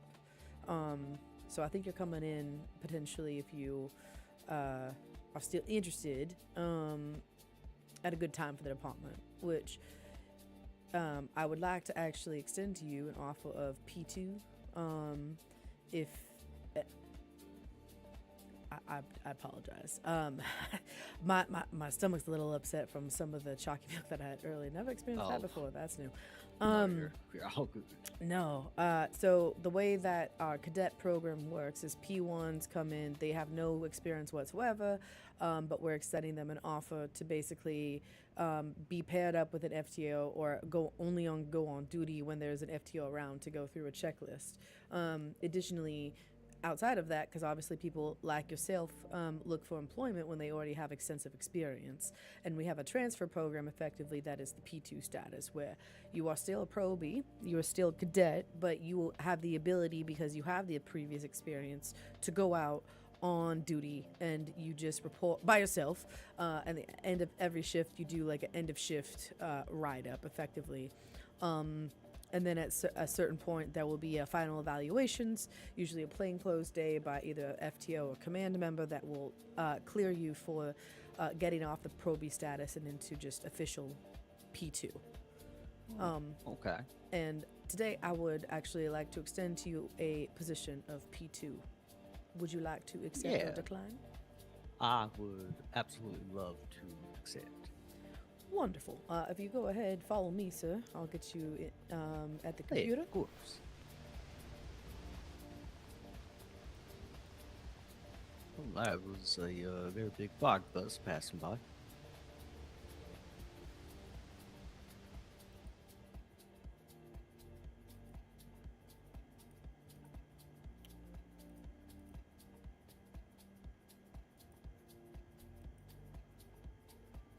There you go, Monroe.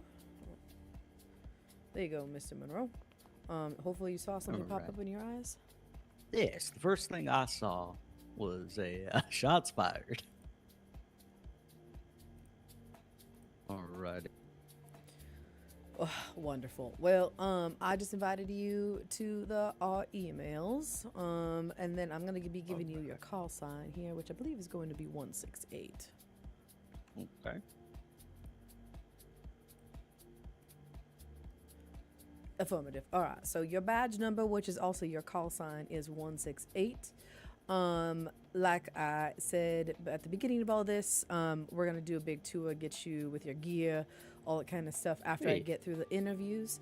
But for now that you're on the emails and Aiden over there is working on getting you the right roles, please spend time in our SOPs in the policy and procedures area. Get to know the different emails, change your name, do all that kind of stuff, and then I will text you when we're ready. And you're welcome to stay in the lobby, Alright. or if you would like me to just text you when we're done and free, I can do that as well. Well, I got nowhere to be, so I will go ahead and wait down in the lobby. I appreciate you taking the time for Yeah. an interview.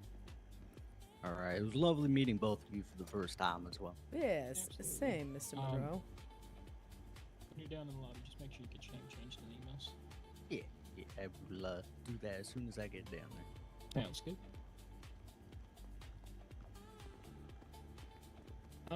I'm not sure where Miss Jenkins is. She was the next on the list. Well, I have not seen her since before Monroe's interview, so I'm gonna go ahead and interview her, and then we can put out a call. Or do you have Jenkins's phone number? I was not expecting her to leave. I do not. I also got whisked away to go deal with the supervisor call. Oh, gotcha. All right, Miss. I'm so sorry. What's your name again? It's Lexi Waters. Lexi Waters. I do apologize. Henry Beaumont, Detective Sergeant. Are you ready for your interview? Yes, I am. Wonderful. If you don't mind, go ahead and follow me.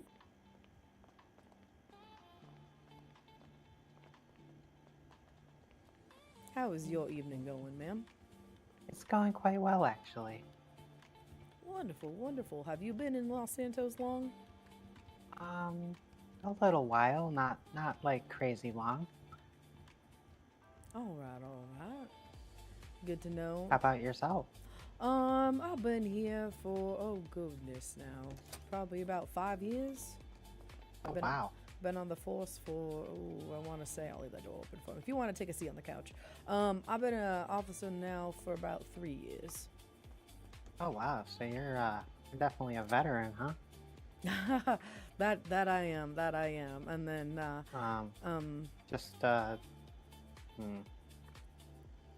All good. You can also use your middle mouse button to kind of see where you want to sit, if that helps at all. Oh. And to my right, I'm not sure if I feel like you did. This is There we Aiden go. Martinez, assistant chief, and I Yeah, am. hi, Aiden. How's it going? Wonderful. Okay, so you did me. All right. So, Miss Waters, do you have any like a resume or references or anything that you brought with yourself today? No. This was kind of spur of the moment for me. Actually, the only reason that I was like, you know what, I'm gonna go in when I saw the post was because I was talking to a nice lady cop with the white hair, I think. I've seen her a couple times actually. She helped me out. I bought a house. There was a bunch of local traffic being all crazy, and she helped me out. And then she made a mention about my truck, asked me if it was just low and slow, and talked to her for a couple minutes before she had to go respond to a call. And I made a mention about how I always wanted to be a cop, and she told me to, give it a try, basically. Wonderful, wonderful. That's one. I love stories like that. Officer Ray? Yeah, it sounds like Officer Ray. Can't remember her name. She was driving like an old classic police car Yep. That when I sounds saw her about today. right. Well, Ms. Waters, if you don't mind, then go ahead. Tell me about yourself and tell me a little bit about your employment history. Okay, so I don't really have any employment history, and I'm kind of just like I'm somebody who it kind of sticks to myself for the most part, but I do have like a slightly outgoing personality. I just like to, honestly, I just been killing time hanging out and decorating my house and, meeting people around the city. And one thing I do have to say is the things that I have witnessed just as a bystander, this place definitely needs more cops. But I'm like, I just see so many things and I'm like, that's crazy. It is, as of late, well, I'm not even as of late. It's just it's a lot for our little police force here, and we are definitely looking to fill our ranks. So, anyone that's willing to step up and do the training and learn our policies and procedures about community policing, you know what? I'm glad you showed up today, and I'm glad Miss Ray could influence you to show that you could make a change, or you could help make a change. Excuse me. Yeah. Well, I figured I'd come over and see, one, if I'm cut out for it, and two, if both the, the city of Los Santos and myself could have like mutual benefit of, some employment on the police force. Yeah. And, yeah. How would you say your friends describe you?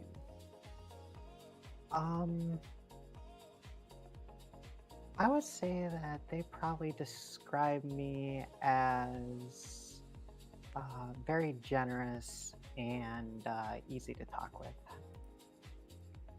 Okay.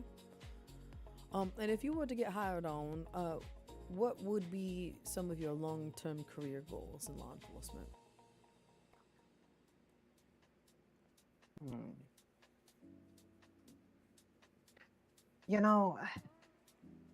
To be honest, I haven't really thought about it that far. I would just like to make a difference and hopefully, help influence other people to make good decisions as well. For sure. Kind of moving to our situational set of questions. And understanding that this is, as you said, kind of a last minute decision for yourself. If you saw an immediate family member or honestly a close friend violating the law, such as speeding, would you give them a ticket? Good evening, just as... Yeah, I would have to. If I was in a position to enforce the law, I would have to enforce the law. Alright. It would be highly unfortunate, and I would probably, honestly, try, even if I was like the initiating officer on the stop, I might try to, pass the actual ticket off on somebody else just to not have any hard 10-4. feelings. But at the end of the day, you know, if somebody breaks the law, they break the law, right? Yes, and doesn't matter how well or what kind of rapport you have with them, they need to be held accountable.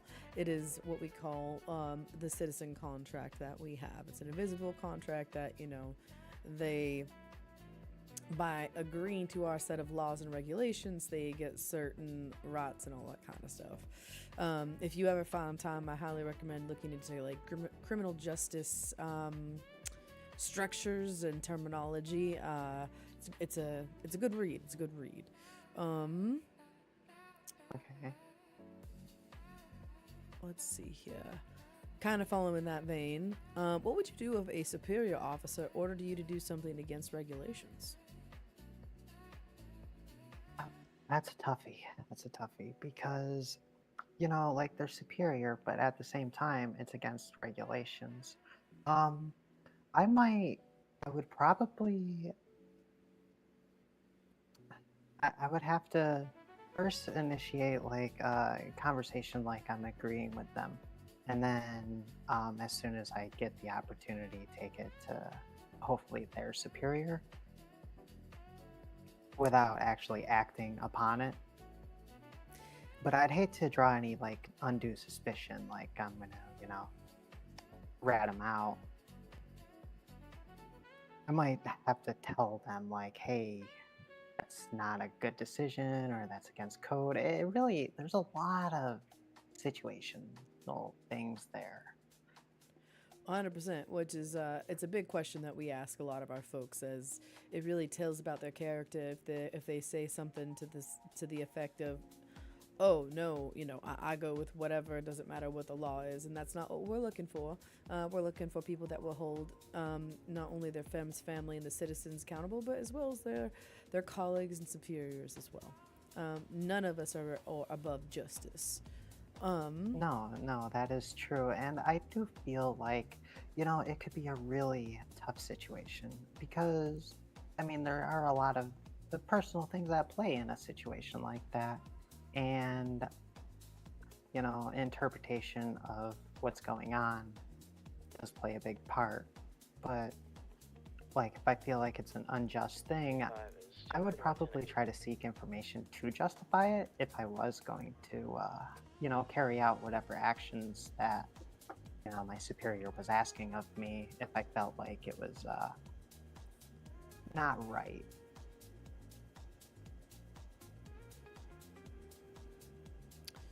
Honestly, I agree. Can you tell me of a time where it was a stressful situation, meaning like life or death, kind of that level of situation? What was the situation? What did you do, and what was the outcome? You know, just a couple days ago, I was stopping in at the bank to deposit a mediocre amount of money that a friend gave me to help me get by. And these three people pulled up in a car and asked me if I wanted to go get ice cream. Now, you know, they were holding weapons in their hand. They weren't pointing it at me, but I'm like, you know, this is a sketchy situation, but I'm a girl who loves chocolate ice cream. So I went with them, and it turns out, I didn't end up getting the ice cream.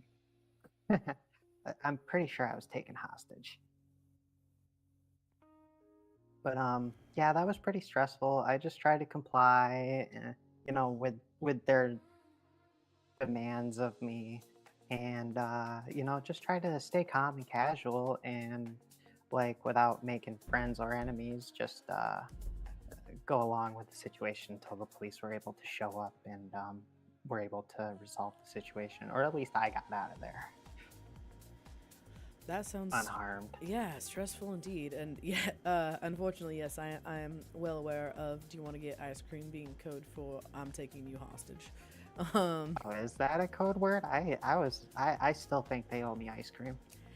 I do agree. I've definitely fallen for it, but I'm just saying a lot of the criminal folk who have extracurriculars like to lean on that, saying for, hey, I'm gonna take you hostage. Let's go get in the car. kind of in a similar vein, similar theme then, say you were to get a call for service in Mirror Park for shots fired. Upon arrival, it's not just one person shooting another, it's two different groups shooting at each other. How do you respond? Am I by myself? Currently, yes, but you are on duty. Well, I think that my own life and protection would be of utmost importance because, you know, if I get shot, I can't help the situation. I would definitely radio for backup and explain the situation as best as I can, and hopefully backup will arrive before I have to intervene in any way. But like that's a loaded question because like it would have to be on personal judgment if I have the actual ability to resolve the situation, you know, or lessen the effects of it. I mean, we're talking about active gunfire here, right? Yep. Multiple Yeah. individuals from two different sides of the street shooting at each other. In essence, let's say two different gangs having a gang shooting. Oh yeah, well, I would definitely have to first, you know, take my own safety into account, make sure I retain visual, but at a safe distance, and you know, radio for backup for sure.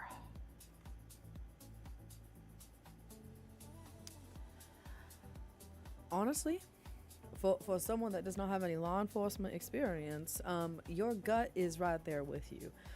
How we handle those kind of situations is, you know, typically when you're on duty, we want as most people as possible, but when you're responding to the call, maybe it's just you and maybe one other person. Do not engage. Let the parties that are fighting at each other engage until it is over with. And then once the scene is, quote, safe, then you can move forward and help those that need help, process the crime scene, etc., etc. Situations like those, we just don't have the manpower, and also we don't want you to put your life at danger when sitting back and honestly gathering information on what individuals, what flags are flying, what you're seeing is way more valuable. Well, less valuable than your life, but way more like it's a better outcome than if you were to go into the scene, insert yourself, and get downed. Does that make sense? Yeah, it makes perfect sense. And you know, as far as I'm concerned, no matter who starts it, if we got two groups, especially gangs shooting at each other, like they're both aggressors in the situation in my mind. Like maybe I'm wrong. I don't have all the details, you know. Drama happens, especially between groups like that. Agreed. Let's see here. Give me 1 second, just Nope. tapping up this I'm one last response. about to be in the pursuit with him. 4.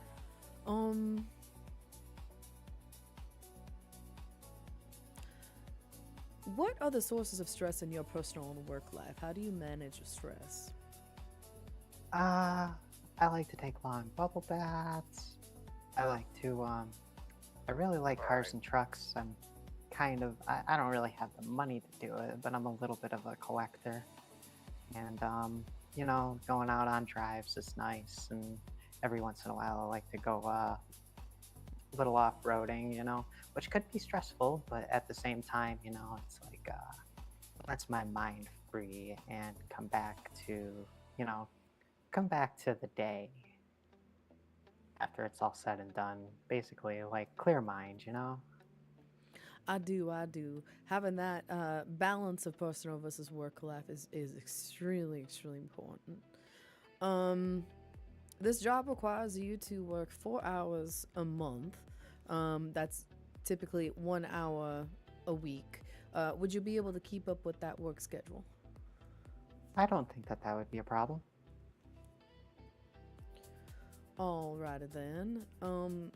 Aiden, as I'm finishing up this, do you have any last couple questions for Waters? Not any questions, but more just general comments in terms of the department and the vision that we're kind of trying to go with. I will say we are currently in a massive rebuilding phase. There's been a lot of turmoil within the department, and as myself and Assistant Chief Slim have taken up the mantle to begin the rebuilding, we're definitely looking for strong-minded individuals who are going to honestly help improve the department and improve its public relations as well. I will say there are situations that you will be exposed to that are going to test your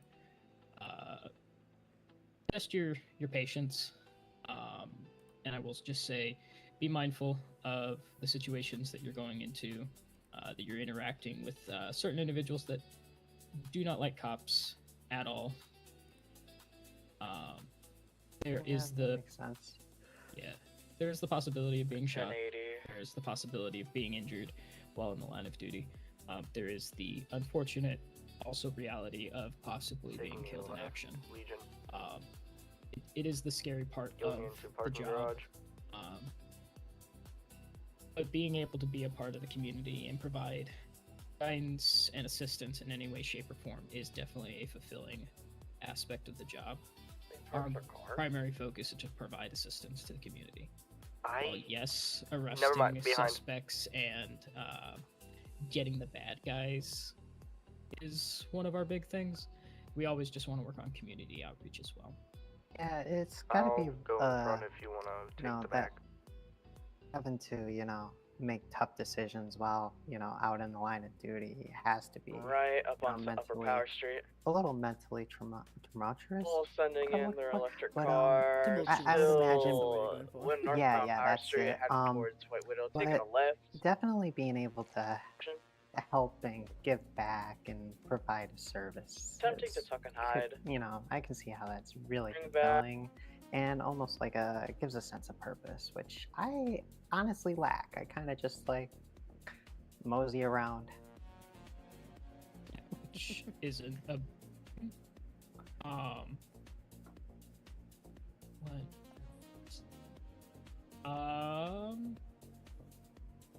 it is nice to see fresh faces and people that are new to any information regarding PD.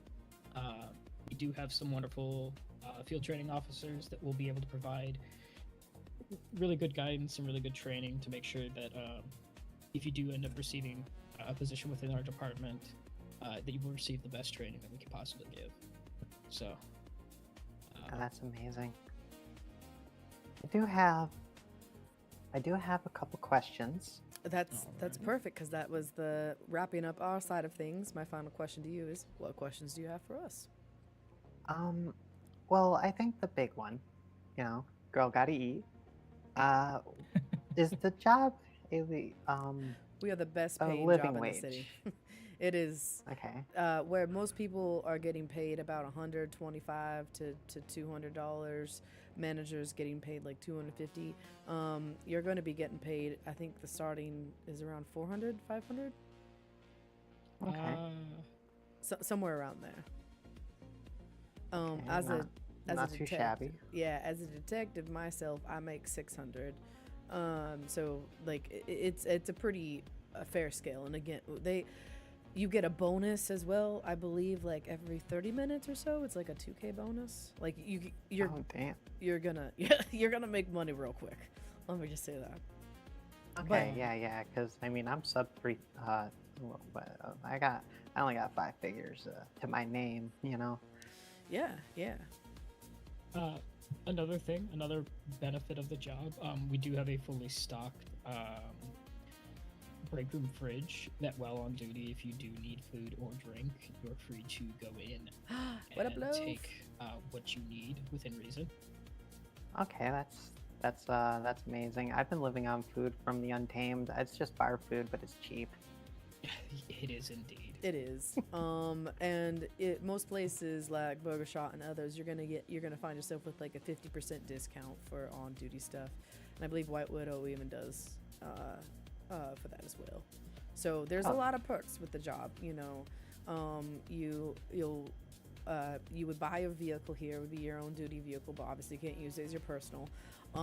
You'll get certified in various different trainings like SMG, heat. You'll get like you'll become a really good or at least better car driver. You'll have access to SMGs, shotguns, tasers of that nature while you're on duty.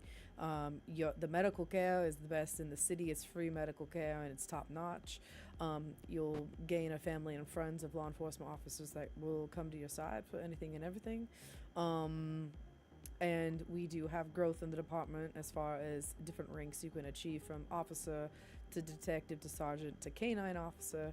And then we have a gang unit as well, and then the potential to be invited onto a SWAT team if you show interest and you show aptitude, etc., etc. We're definitely always looking for active officers that are going to be in the community. We are in a period of transition, but all of these things that I'm saying are things that you will have access to regardless. Okay. All right. Yeah, that's definitely a long list of benefits. That's for sure. What's Are there any penalizations for resigning? No, not at all. Not at all. No. I will add to that. It depends on how you detach from the department. If it is a clean detach and you choose to resign, there will be no hard feelings. We understand that this job is not for everyone. As long as you communicate with us and make sure that just communicate. We have had instances with officers before that haven't communicated or have left on bad terms, and that has put a permanent ban on any application that they do put in. Oh, I see. Yeah, I can see how that would happen. No, communication's key, like with all parts of life, whether it's a job or relationship or, hostage situation or anything, I would imagine, Yeah, I mean, if it's like you're just like, it's not me for now, maybe in the future. That's that's important. How you, as you said, terminate from the department. But as far when I heard the word you use, like, you're not getting like charged with anything or fined or anything, though. Not of that nature. No, that shouldn't happen. I don't see why that would happen. Not with me. I stay pretty clean. Like, I don't even drink. No, I do vape, but I think everybody vapes. Yeah, it's just one of those. Every now and again. Yeah, every now and again. It is legal here, so no. As long as you're not high on duty, in any shape or form, you're good to go. No, I don't do drugs. I don't drink. Like I said, I vape, but that's basically my worst vice. Sorry. Right. Any other questions? Huh? Is he okay? Yeah, he's fine. It's just floor time. He can't take out his chair. He keeps trying to snap it out and it keeps getting stuck. You gotta lift up. Sorry, Aiden, you gotta lift up the little oh, what is the thing? The doohickey on the side. You gotta unclip that, and then it'll so you can put it down, or you can just sit there and squat. It's fine. Well, sorry about it, Ms. Waters. That's amazing.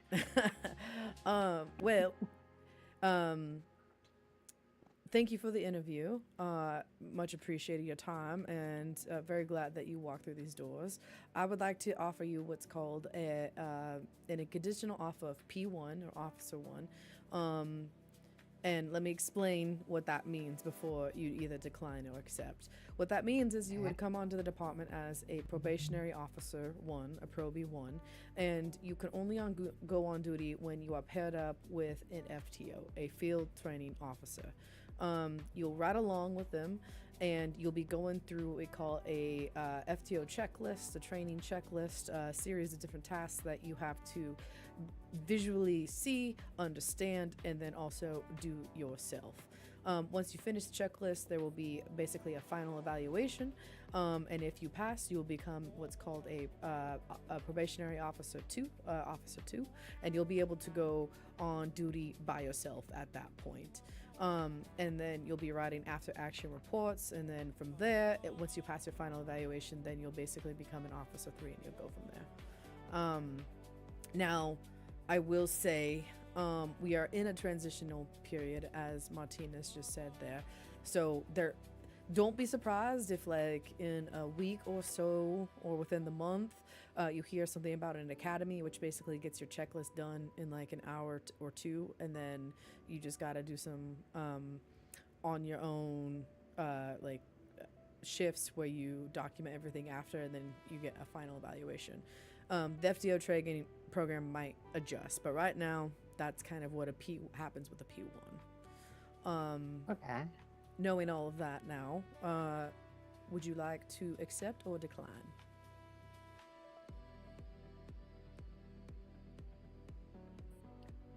You know what? I'd like to accept. Wonderful. Happy to hear that. If you don't mind, one, you're gonna follow me, but two, do you know the dot channel and emails?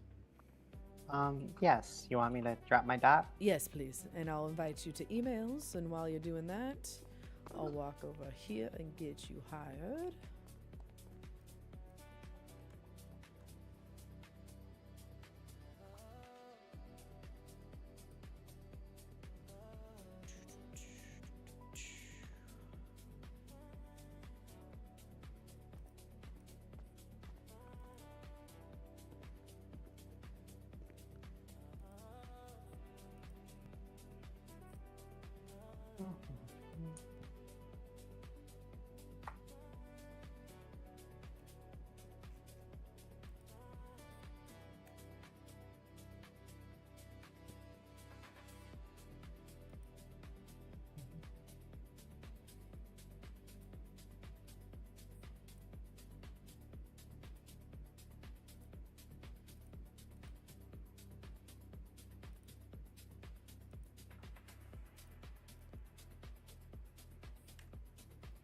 Okay.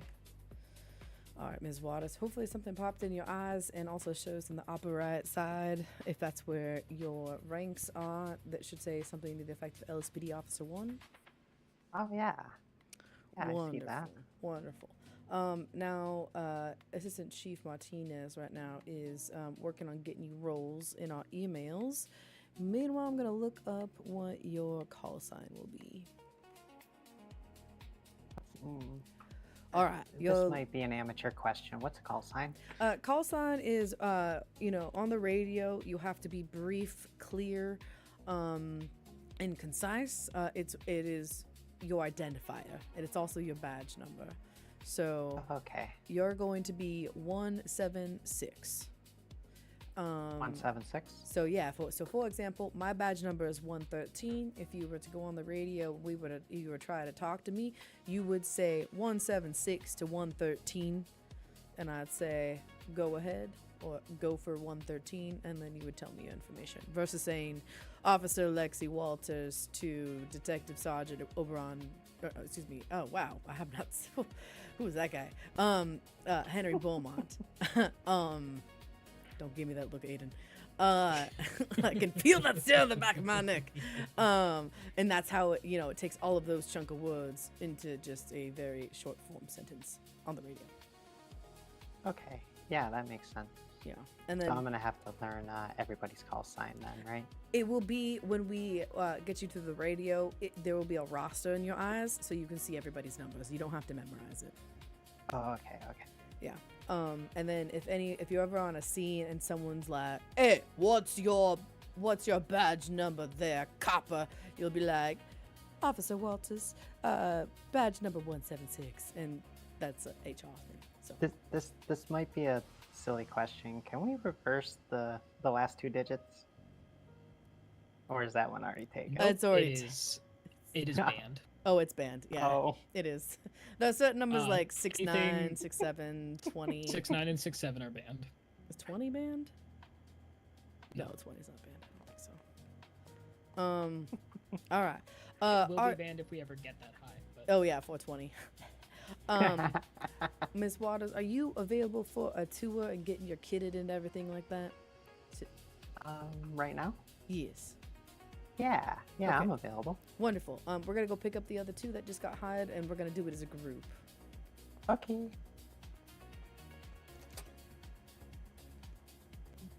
Also, welcome. Oh, before I forget, can I get your number? Oh yeah. Share it, right? Yes.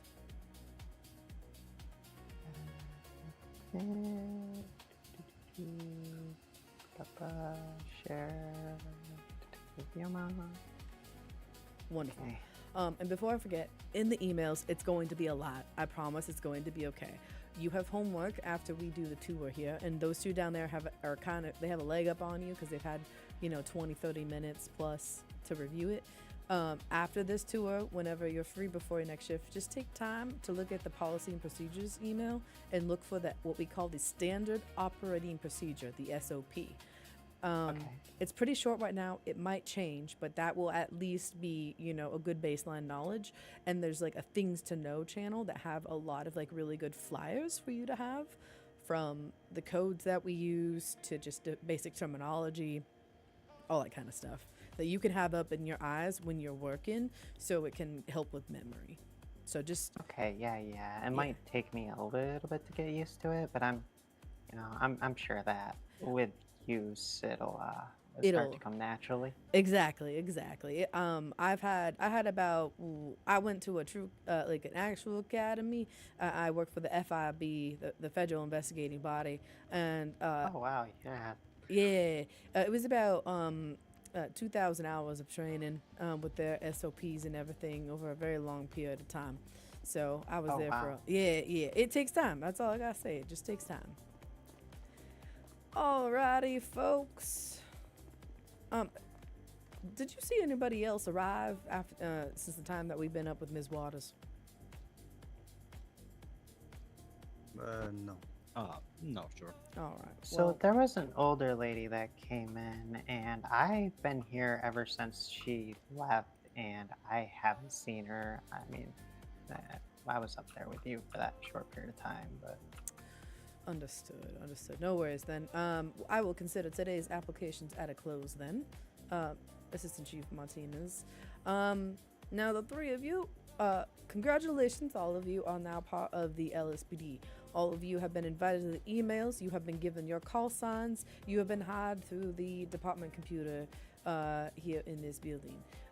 I would suggest for the three of you to go ahead and share your phone numbers with each other. You are all starting on the same day on this July 9th, 2027. I might sound like a little bit of a broken record, but just to reiterate, some of you are P2s, which means after this tour and when you get kitted, you can go on patrol by yourself. You just got to make sure you do your after action reports. Leo, there will be a thread started in the training center where that is where you will drop your reports. It is not just a, we're looking at how you're writing your report writing skills and your narratives as part of your checks to being fully cleared. Now, for Officer Gore, Officer Waters, both of you are P1. We will be creating a checklist at the end of this. I will send a memory to you so you can kind of learn and see what you need to know. And again, take time in the emails. There's a lot of information there. Get used to the feed. Get used to the chat. Drop your phone number there for other officers to see.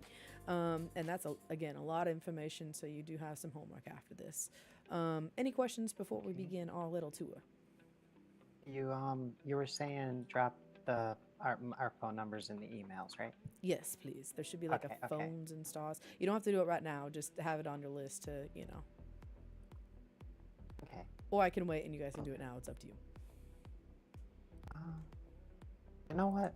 Proactiveness is the best thing, right?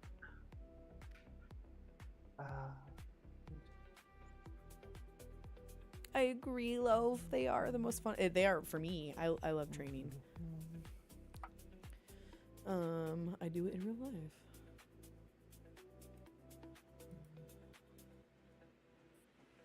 Everyone who went through it said they or nothing needed help while they were MGT. I mean, honestly, academy is the hardest thing. I had a pretty good academy at Equinox. The only thing people were always like, it's so long. But we gotta find a good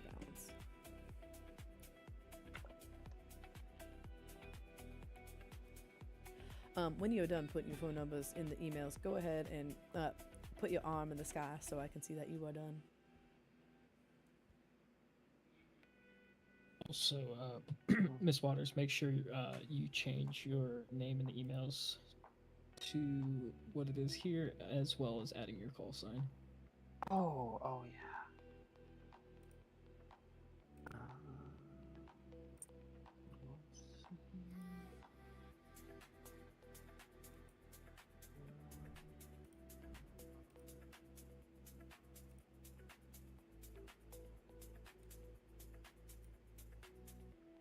I'm sorry, I never know how to use the emails even though I've been using them forever. How do I... If you right flex on your name, there should be like a update pre-server profile. Oh, okay.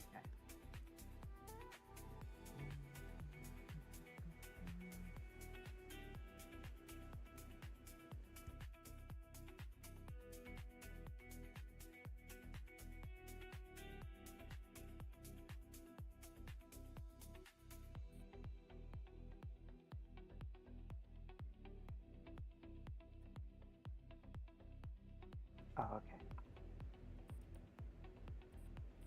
Thank you, Mr. Gold. Officer Gold. Thank you, Officer Leo. Monroe. Thank you for your service. Monroe will do. Is this supposed to be open bracket, close bracket format? Preferably bracket. That's kind of the standard. Bracket, call sign, and bracket, and then your name. Some people put their titles in the name, but it's really only the command, so people can like see who's actually command. But you can see who's what rank in the directory. Yeah, I think.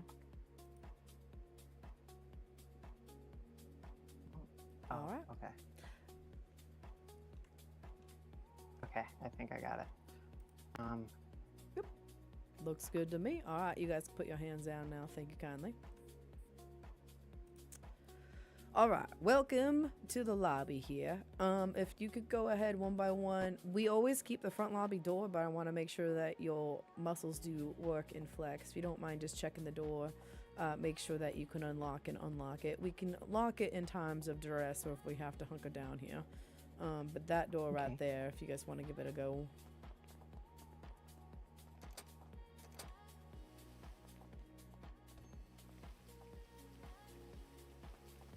Oh no. Oh. Oh no, the door's doing that thing. Oh no, it is. Oh. Let me go outside. Oh.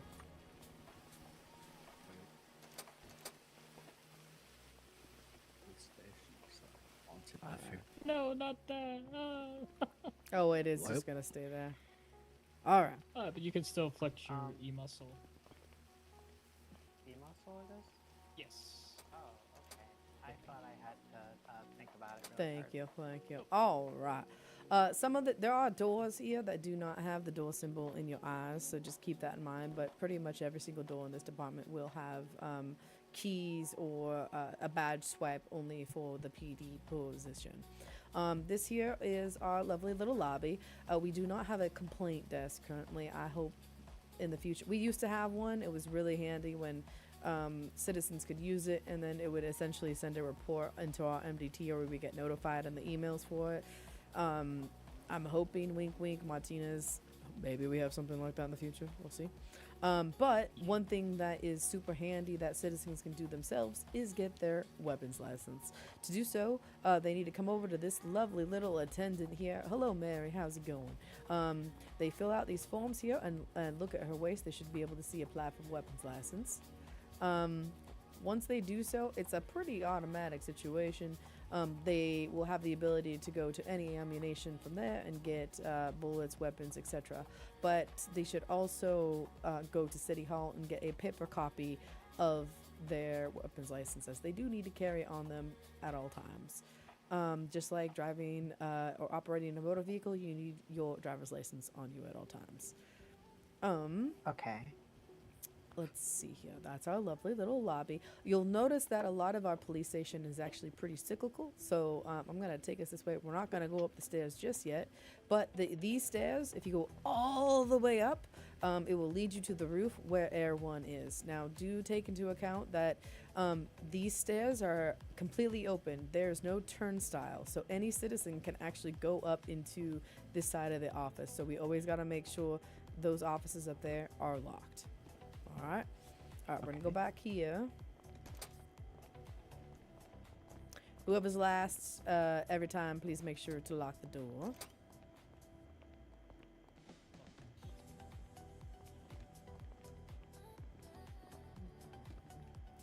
Thank you, Monroe. All right, this is our lovely little admin area. There's a door here, and there's a door on the other side. I'm not going to take us back there, but this is where they come and go as they please. There's not really any computers there or anything there that you need to be looking at. It's just mostly for our lovely little weapons license admin person. Now in front of me is our lovely little bullpen. If you ever need to write a report or anything, find a computer, you are welcome to use the bullpen. They are not assigned to a direct personnel. Then walking this way on my left is the shift supervisor's office. Our sergeants, our lieutenants, whoever shift supervisor, they can utilize this office at need be. Honestly, this floor, you're going to see a lot of this floor. Then if you come this way, this is the janitorial closet. Anytime you actually see like a solid door like this, other than the exterior one upstairs, we don't go into those. We let the janitorial staff handle that. This elevator here, the doors do open. They are not functional, unfortunately, so you're gonna have to use the stairs. And then if you follow me this way, this here is the detective's office. So this is where I work, as well as Detective Carter, and is it just me and Detective? Oh, and Ironheart. We are currently the three. Well, actually, Aiden. Aiden was a detective for like a day, and then he got the rank of assistant chief. Yep, that's right. That's right. Congratulations. Also, I need more detectives. Anytime we hold any trainings or you guys take any sort of exams, this is the exam room. You are welcome to study in here, hang out. It's honestly, as you can kind of tell already, that the sun is going down. It's a lovely, lovely view. Current.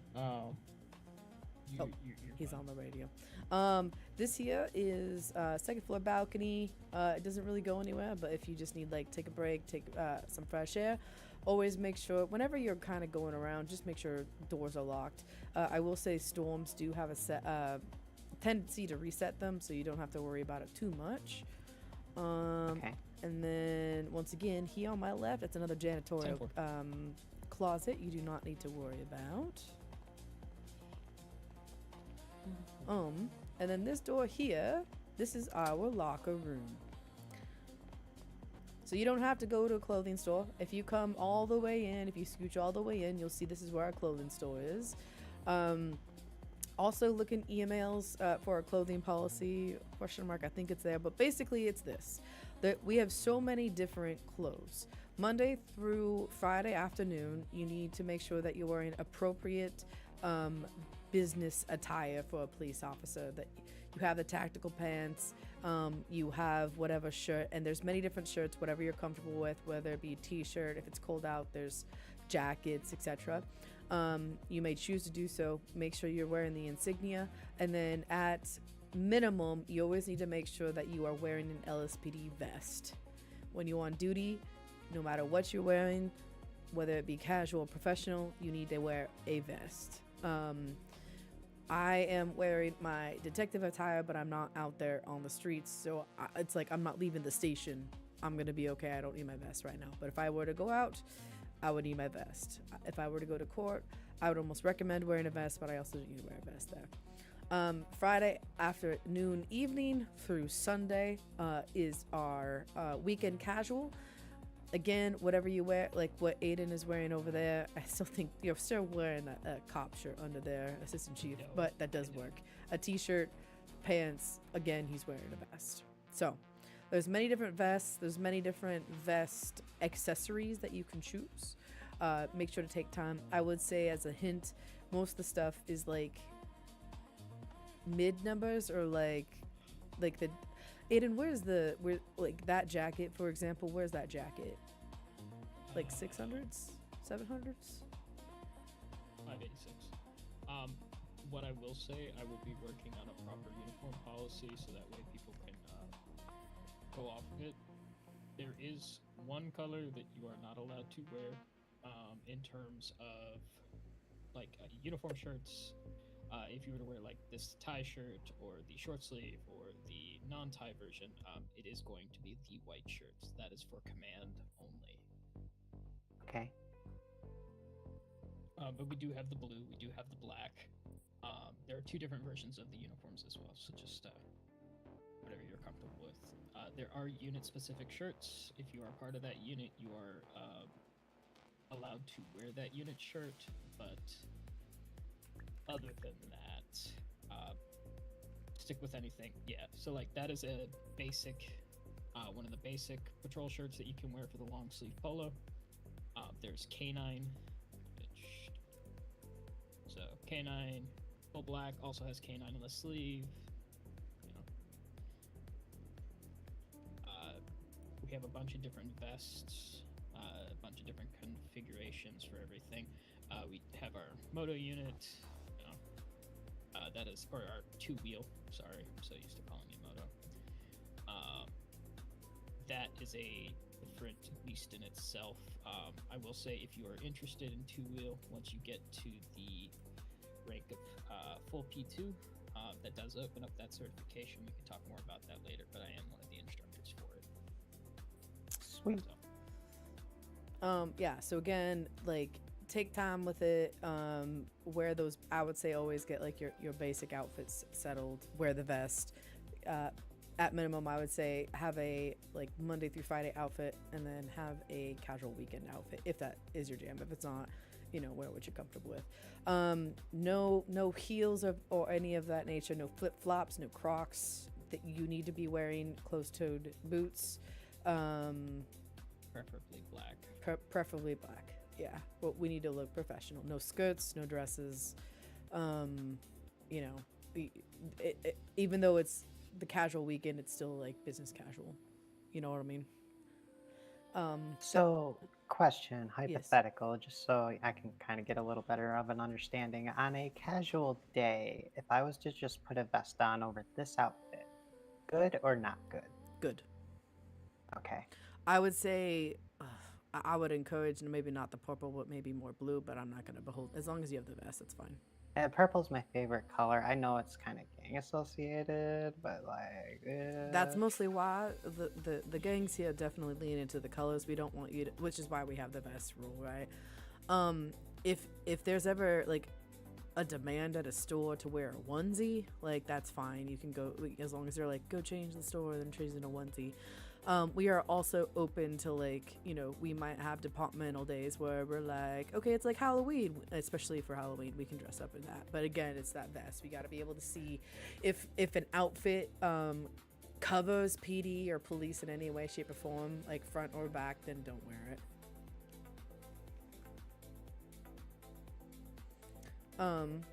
Now, before you all get into all of that, I just want to also point out all these lockers right here.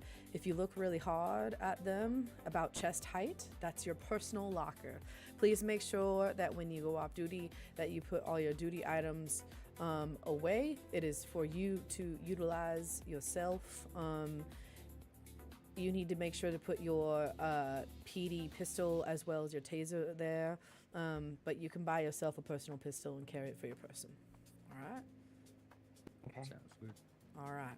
So you mentioned earlier about citizens and their personal pistols and getting the permit, and the requirement for the paper permit. That's something I was never informed about, especially during my application or even purchasing the pistol at ammunition, because I am a licensed weapon holder already.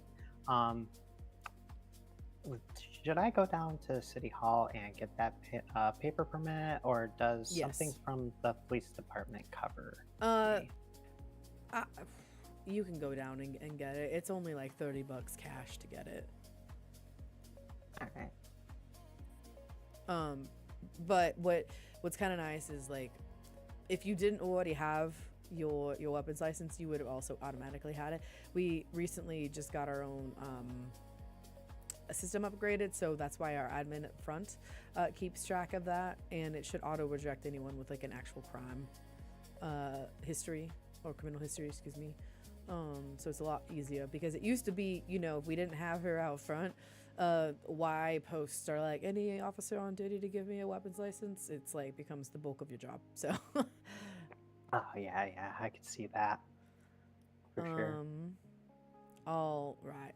I see you folks going through the clothing. I promise you can come back and do it, but we gotta get this tour on the road. All right. Oh, that might lock on its own. All right. To my left are stairs. We're not gonna go through there just yet. We're gonna come into the armory. All right, you stay on that side. I'll come to this side. All right. If you look down pretty far, you should be able to see armory. Bring it up in your eyes. High-teched. Oh wow. All right, we're gonna go through this together to make sure you have the correct loadout. All right. Everybody take a PD camera. It will already be loaded with an SD card. To use it, make sure you put it in your hotbar and you will use it. And you're going to flex your space muscle to take a photograph. It will automatically get sent to the feed channel in emails. It will also automatically copy the link for the photo so you can paste it into the MVT pretty easily or any other channels that you would like it to go to. You use the scroll wheel to go in and out. To get out of it, you would flex your backspace. Now, sometimes when you come out of the PD camera, your UI might go away. If you know how to go into cinema mode, for me it's my page up, page down muscles, just do that and it will come back. Any questions about the PD camera? You can also pull the camera back out and just flex your escape muscle to close it. If you choose to, like, you know, if you've got it in one of your hot pockets, and you close it there, then it'll close your UI. But yeah, if you just use your escape muscle to close it, All right. Everybody take a radio. Everybody take a body cam. Martinez, if you want to slip out, I can kind of see you that you're swaying over there, babe. Yeah. It was wonderful to meet all y'all. I look forward to working with y'all. I will be taking 2 days to kind of relax. But I should be back Sunday. Keep an eye out. Within the emails, there's already an active event for it, but there will definitely be an announcement for a PD meeting. I'd love to see everybody there. Okay. Sounds good. Nice meeting you, sir. Nice to meet you. Hope you have a good one. Oh, also, do not go to sleep in the locker room. You will not be able to access the clothing store. Okay, that's good information. Yeah. I always like to go home before I go to bed, honestly. I have fallen asleep too many times at my desk. Oh. So. All right. Good night, Aiden. Good night. All right. Good night. The empty evidence bag and the empty blood vial do not have a weight to them, so you can take as many as you would like. I personally carry 200 of each, just because I never want to run out. You don't want to be in a situation wherever you don't have the proper evidence collecting items, so please do that. The tracker is for vehicles. You have to have a reason to be able to track a vehicle. You can't just go up to a random vehicle and just throw it on there, but it's a one-use item. I suggest maybe keeping about 4 or 5. We'll have a duffel bag here in a second that you can utilize to stuff those away.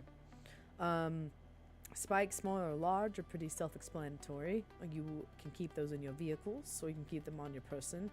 I wouldn't take more than 5 personally, just because your pocket's going to get pretty heavy pretty quickly. Bulletproof vests carry between 3 and 5 on any given shift. They are the heaviest thing that you will carry. Handcuffs. You just need 1 handcuff.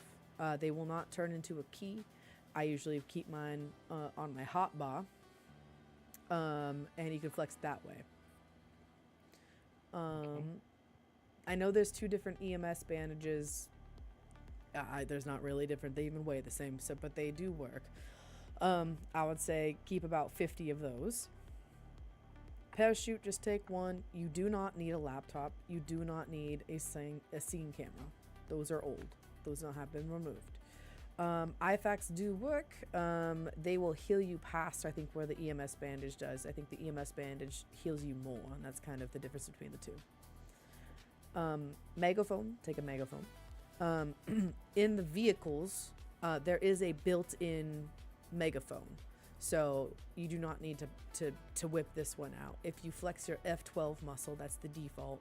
It'll do the vehicle one. And I know it's a lot of information. You'll learn it. I'm just explaining. Outfit bag, highly recommend getting one of those. You can save up to 5 outfits to 1 bag. Duffel bag, take 1.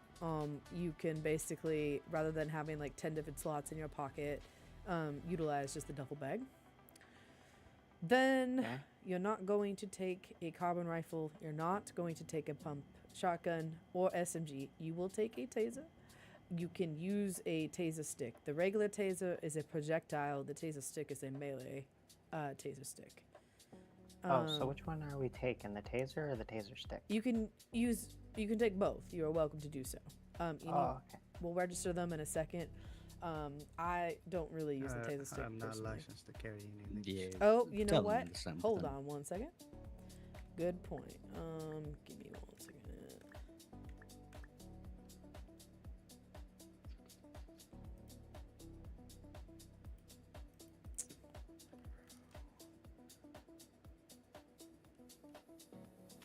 Yeah, fortunately I was already a licensed carrier, so.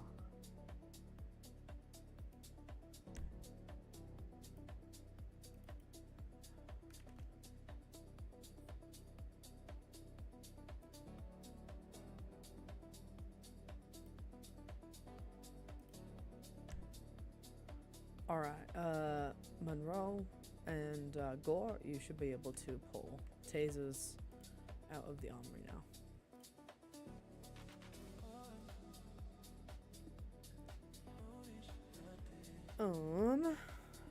I would also take a nightstick. The pistol MK2 is your standard department issued 9mm. Take the pepper spray, take the flashlight, take the knife. For 9mm, I usually take about 100. And then take, I would say, about 5 pepper ammo. And you are also welcome to take an extended pistol clip. You won't need anything else. The ankle monitor does work, but that's usually only on court order. And then when you have that, everybody, I'm gonna walk you through putting the, loading up your pistols. So put your pistol in a hot bar. If you got the extended mag, put that in a hot bar. Then you're going to use the mag. It will attach it, and then you're going to load the weapon. The mag gets you from 12 to 16 bullets that you can carry. So, draw the weapon, and then extend a clip. Okay. Did I grab any ammo? I did, okay. And then... There you go. Okay, I'll just leave that right there. It's the old mag. Don't worry about it. It's in good hands. All right. Now we're going to register our weapons. Everybody think T/MDT. This is... Did you say MDT? Yes. It stands for Mobile Data Terminal. Okay. Oh, okay, this is new. All right. It only has dark mode. I'm gonna walk you guys through the screen and everything. Upper right is your name. You can toggle on and off duty. You can change the clock to be either 12 or 24, depending on your preference. I gotta. It gives me. You said upper right should have my name. Yeah, mine says Henry Beaumont, authorized personnel. I have a sign-in button that doesn't do anything. Oh. Well, there shouldn't be. It might be a situation where maybe you sleep and you come back and it's there. But your name will be there. Do you have a drop down of it says like 10-7 off duty? Well, no, I don't have anything like that because Was there something that you had to click that you said acceptables or something? Oh yeah, should've was been the there a first thing screen that that said you had to popped up. accept? Oh, I have read, understood, and agree. Oh, yep. You know, Yeah, if there I you go. Go ahead and click just that. Thank you, Leo. Okay. Thank If you, I Leo. would just look. Thank you. Anytime. Okay. I'm on the right page now. Wonderful. All right. So then you to your left of your name, you should see like a little drop down says 10-7. You can go on duty there. I'll walk you guys through going on duty in a second on your phone. Then you can go 12-hour, 24-hour. And then bring your attention all the way to the left. You should see a symbol at the very top. You should see a bunch of boxes and then a bunch of circles under there. The first one should look like two people. That is citizens. Underneath that is reports, followed by incidents, all that kind of stuff. All that we're going to worry about right now is the citizen tab, or not citizen tab, excuse me. If you keep going all the way down, there should be a shield symbol. That is the weapons tab. You should see weapon registry, and then on the far right of that. 1 second. Yeah. And then I'll get back in there. Body buddy's going crazy. All good.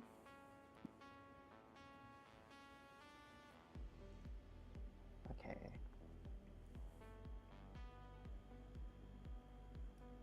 Alright, you said I'm going to the Oh, shield you know icon. what? Okay. This did not happen for me, but it looks like everything's already registered for you guys. That's actually really good. Yeah, I was about to say, I think that it's all taken care of. That's that did not happen for me. Well, if you needed to register a weapon, don't do it. On the far right, you should see plus register weapon, and then you would do it manually. Yeah, everything for me on all records is showing registered all the way down across the board for everybody in the room, I'm guessing. I feel so old right now because I tell you, we used to have an Excel spreadsheet that we would have to capture everything on and have to do manually, and then every once in a while we'd have to turn our weapons in, get new ones, and do it all over again. So, well, now you know how to do that. Wonderful. That is the armory. Any questions about any of the items that we pulled out? No.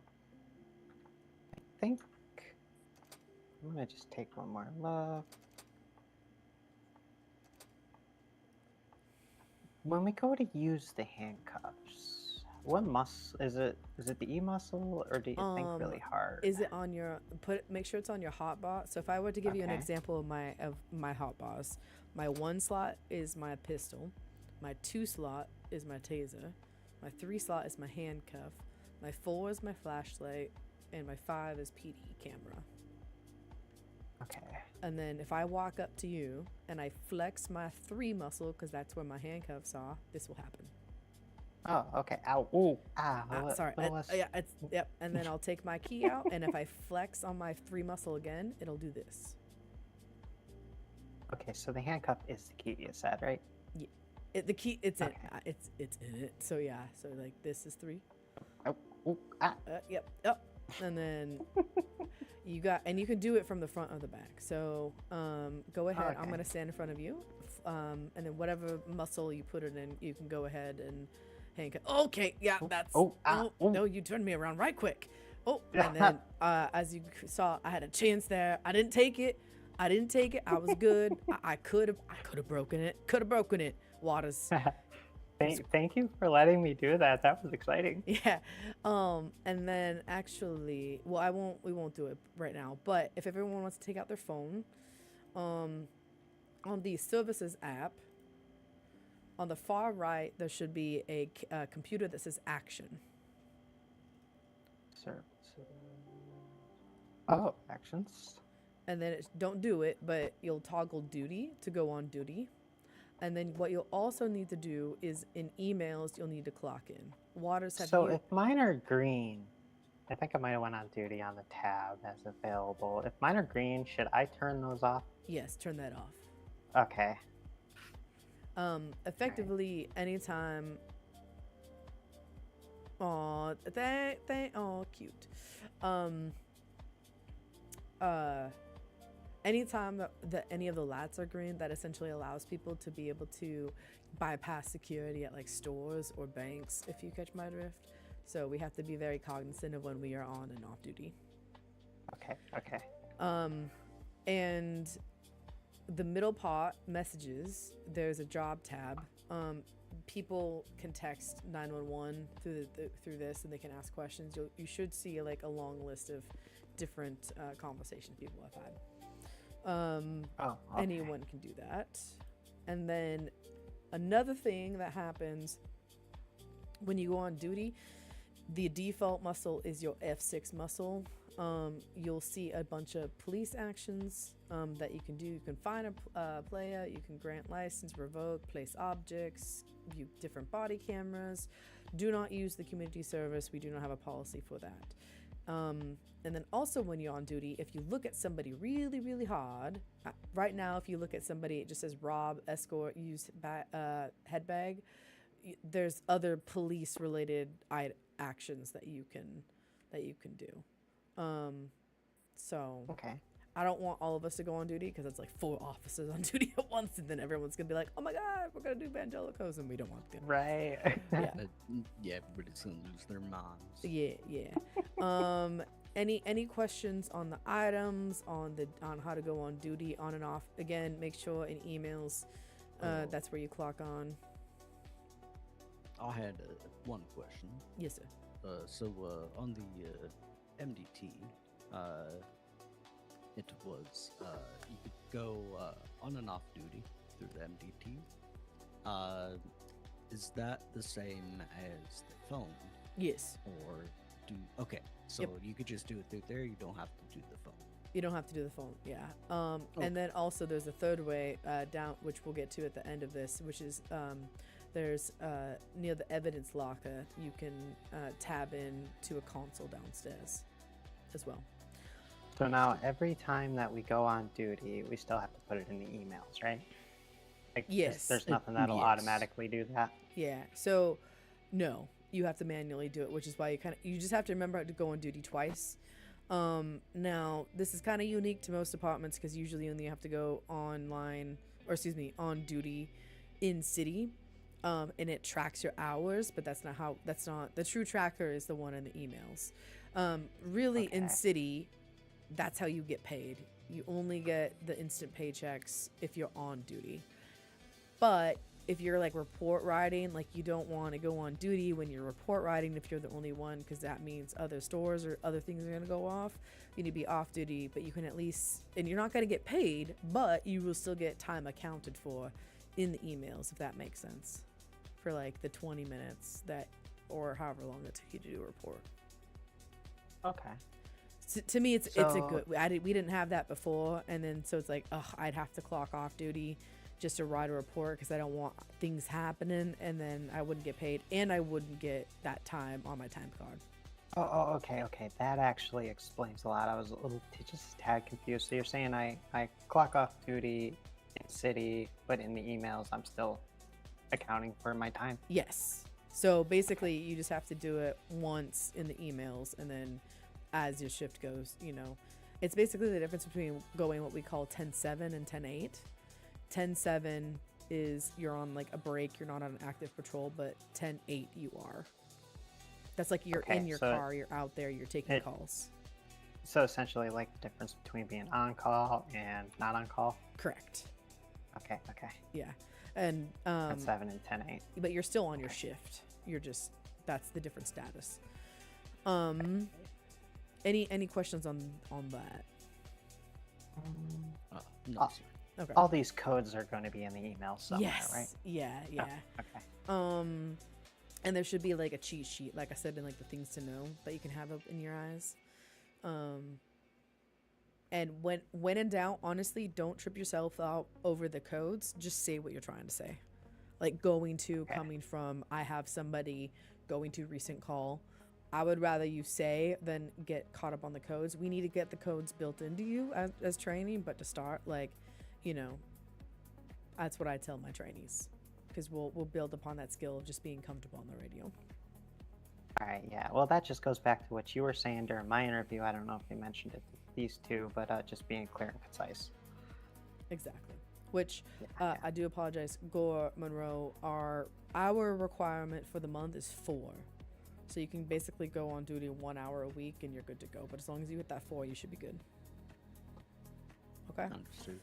Now, best practice, I don't think we necessarily have this as a rule. Maybe it will be. But if you do go on duty, the expectation is you will be on duty for at least an hour. Keep in mind, half hour after storm and half hour before storm, there's no crime. Essentially, that can occur per Bible law. Like, crime that takes a officer to respond or be on duty for. So, for example, no store robberies within 30 minutes of storm or after. Does that make sense? But you can still get... Yeah, that makes sense. You can still be on duty for that. We don't want to gate you from that. You can be out there talking to, you know, the community, just being on patrol for speeding, all that kind of stuff. You can still be working. And people commit other crimes, so... Understood. All right. Before we continue, quick food and drink check. Does anybody have any drinks? I can give you 2 nails, no milk from my favorite place, Actually, the Untamed. let's go upstairs because that's where the kitchen is. We can get you stuff. Okay, I'll keep my glass of water. Yeah. All right. Oh, actually, real quick over here. Okay, bullpen to our right. Through these doors. This is a staff admin building. This is like some of our records are here. We can just we can bring people in if they need criminal histories or anything, but you know, we don't really use that office otherwise. Rule of thumb is if anyone comes into our controlled spaces, similar to like I was searching you guys for weapons, that's what you need to do as well. Those double doors and any control door, that's your sign that you need to search that person, make sure that they don't have any weapons on them. This room. Now, what? Yes. Question. Yeah. What if somebody comes in, like they don't have a gun or ammunition, but they have, say, like lock picks or something like that? Doesn't work. It doesn't work. No, not as far as getting in, but am I supposed to confiscate them or hold them until they leave? Or... What I tell people is, like, if you have anything nefarious on you, now's your time to go put it in your car. And I tell them, if I find it on your person when I do search you, I'm keeping it. That's kind of their warning. So I usually give them a chance to go stow it. But certain lock picks are legal. You can kind of tell which ones aren't. If that makes sense. Like advanced lock picks, no, like it says, like you think the criminals would like not use an A on them, but you can kind of tell that those are definitely not certified lock picks. And you'll learn what they look like through training. Okay. This building or this room right here is anytime that we have any departmental meetings, anytime that we're doing anything with the press or promotions or shift start, you'll come here to get briefed. Personally, this is also where I bring the DAs or lawyers to like briefly talk to them before we bring them downstairs. All right, last person out, please lock the door. That will take you out to the controlled garage. I want to reiterate here that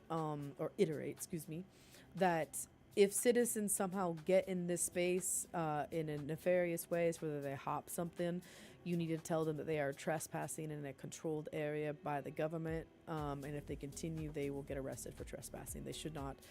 That is the charge that you would have. Any questions on that? There should not be any citizens here without permission or escort.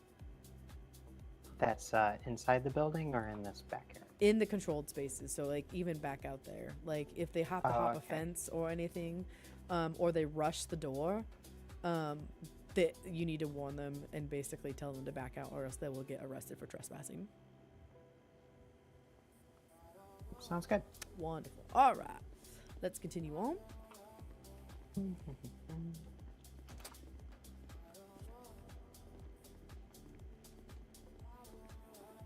All right, we're gonna go all the way upstairs first. Actually, I apologize. We're gonna go to the kitchen because we're gonna weave our way through. All right. Here is our lovely little break room. The this is green, nice. the green fridge is where you can find any sustenance or libations you wish to take. We do try to keep it stocked.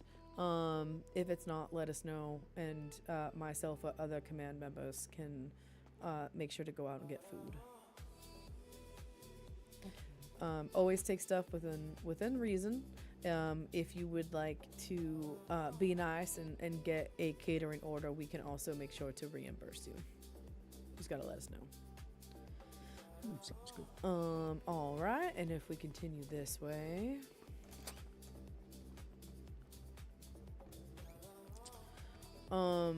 This office here, this is also like another like sergeant, lieutenant kind of office, just a little bit more tucked away. Also, our lovely canine pups like to sleep in there from time to time. It's a nice little quiet corner. Now we're gonna be going all the way to the top of the roof. This door on my left, that's another custodial door. Do not worry about that door. And then up here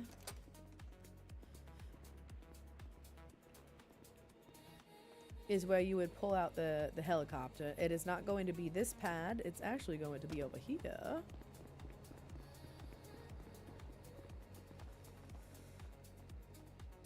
And then I think I actually, oh, right here. Right where I'm standing is where the garage is. Oh, okay. Yeah, because I see. Now, I will say this. I do... the UP ones, you might not have the ability. I don't want anyone to try it. You might have the ability to pull out R1. If you are not certified, do not do so. If you, and that goes for like anything that, you know, I don't want you guys to receive strikes. I don't want you to receive warnings. If you don't have the certification for it, don't do it. Because if you're a repeat offender, I don't want anything to get on your, you know, on your record. If you're a repeat offender, it could lead up to termination. Okay? All right. Let's see here. I believe that's another set of stairs. Hold on, let me. I actually didn't see this before. Let me. Oh. Ah. It's the elevator that doesn't work. The elevator doesn't work. Elevator. Yeah. All right, we're gonna go all the way back down to second floor. Ooh.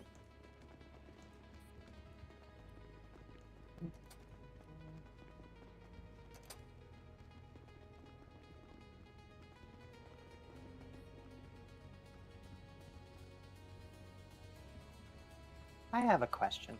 Yes. Now, I don't know, this might be an amateur question, honestly. So, do we have the ability to treat somebody in the field with, say, like the EMS bandages enough to get them a little bit better? No. I mean, we can hand them bandages, and you could think about helping them, but we don't have access to like the EMS stuff. If that's what you're asking. I wasn't sure if that was an ability that a law enforcement officer had or not. Other cities might, but we do not have like TAC med or anything. Maybe in the grand future, when we are like, hopefully, maybe the goal is always to be like 40, 50, you know, active deep. But like as of right now, like that's not anywhere near. So treat them with bandages. Think about it. You know, call the medics if they're on. When you go on radio, channel 1 is our radio, channel 2 is EMS, and anytime an officer goes down, they'll typically hop over to our radio, check in with us. If we ever have any questions, we are always welcome to go on their radio. So Okay. 1 and 2. That is the captain's office where you folks had your interviews today. / honestly, chief. It's basically the command office. So you won't have keys to there. I saw those. Thank you. Here is our kind of command meeting room, office meeting room, a little bit more formal, you know, tactical, all that kind of stuff. And then through here, another office, the lieutenant office. We have lots of offices for the lieutenants. Another little workspace, and then this is our lovely little dispatch center. There isn't anything that you need from the dispatch center. It is fully functional. We have our folks that they're invisible, but they're there. They're working so hard. Sorry. Okay. And then over here, this is our records room. Long-term records for cold cases, archive records, etc., etc. Again, there's anything that you really need to closely look at, but if you like a quiet space to work at, you are welcome to come up and hole up and be amongst the musty smelling of those boxes. Sounds good. Hi, Bessa, Lucky Star. Welcome in. Welcome in. All right. We're going to go all the way down the stairs. All the way to the bottom.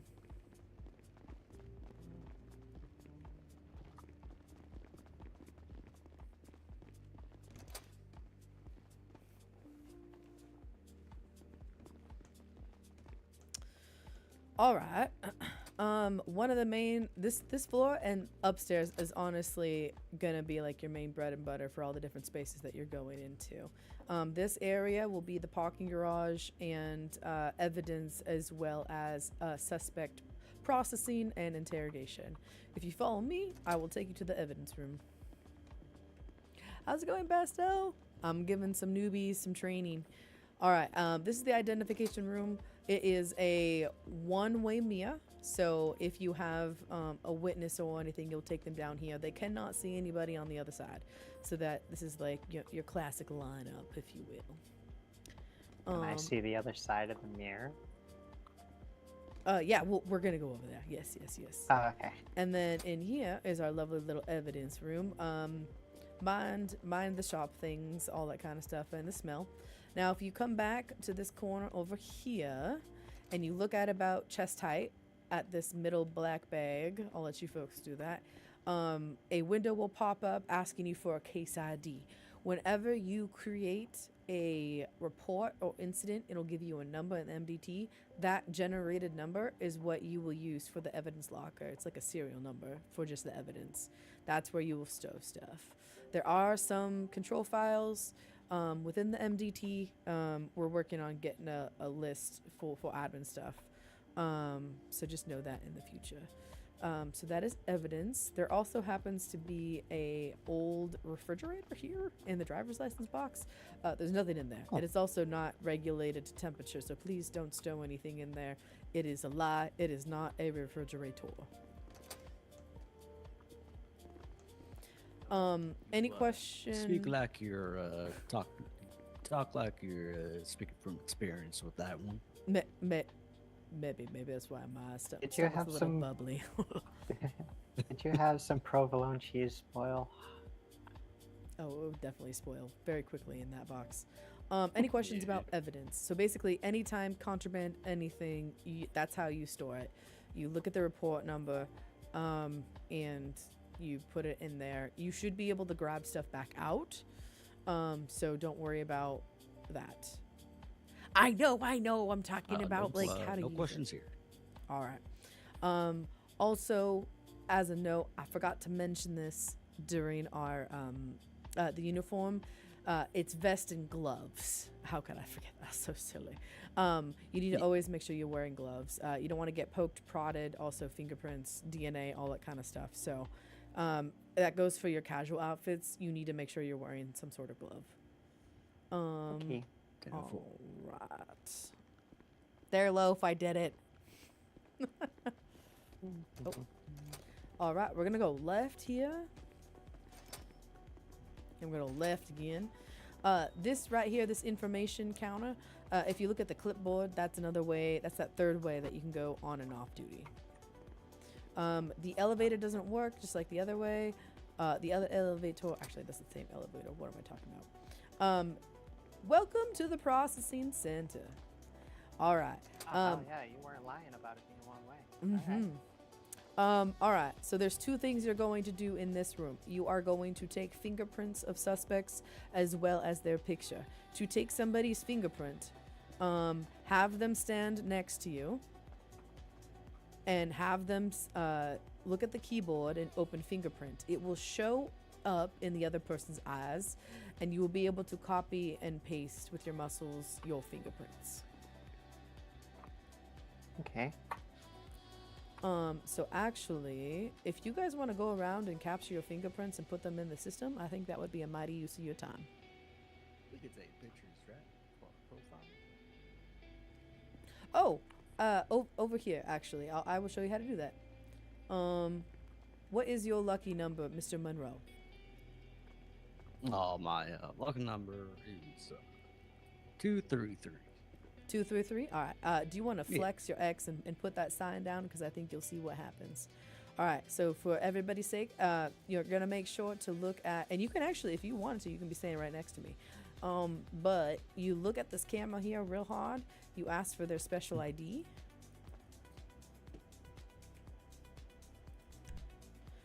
And voila. Oh. Ta-da. So why don't you guys go ahead and you can try it on each other. So You one go by ahead and one. try it first. That's Visual very ID nice. 243. I'm used to pulling up the camera and taking the photo manually and then entering it. I agree. This is brand new. This is brand new. It's so nice. This is so nice. All right. Monroe, you want to try? My lucky number is 99.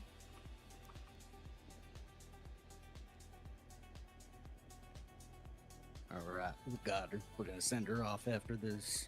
Wonderful. And then Gore, my name or my number is 245.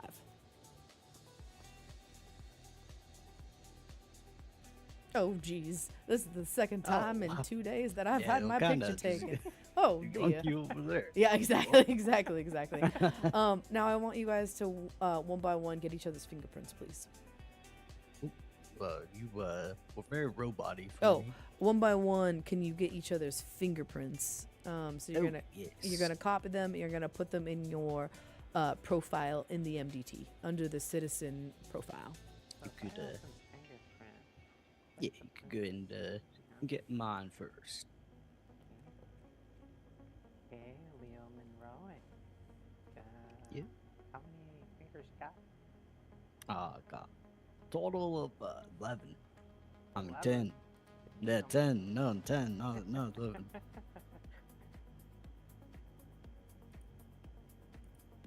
I'm just messing with you. We'll get you out of here in a jiffy.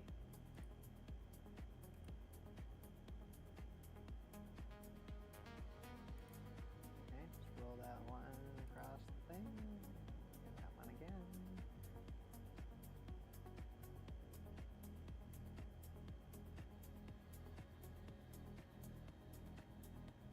I think I can scan this one.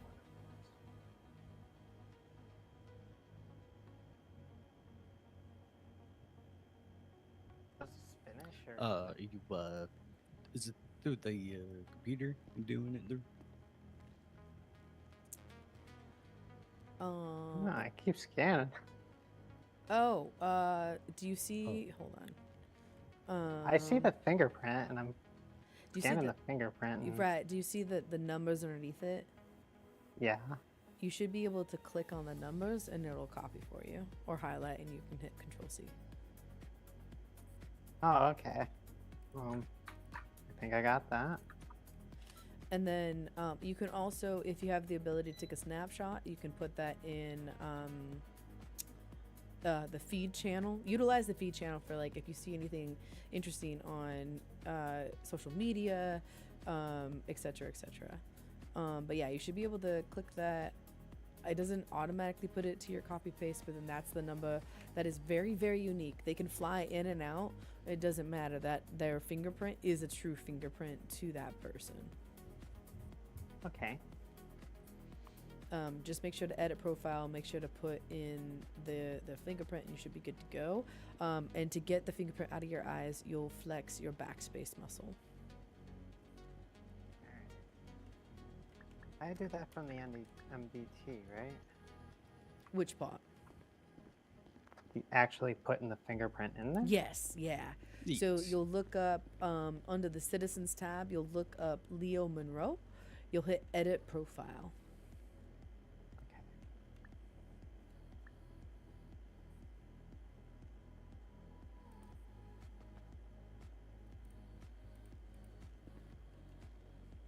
Monroe, edit profile.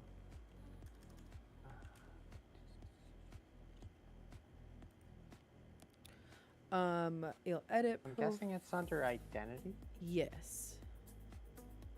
It should be, and then hold on. I'm trying to see something in my eyes here. I'm not sure. Case ledger, licenses, legal history, gallery and mugshots, assets and property and identity. I'm honestly legal not seeing a history. place. Legal history. Oh, okay, okay. Fingerprint ID. Why is that not doing it? Hold on. So-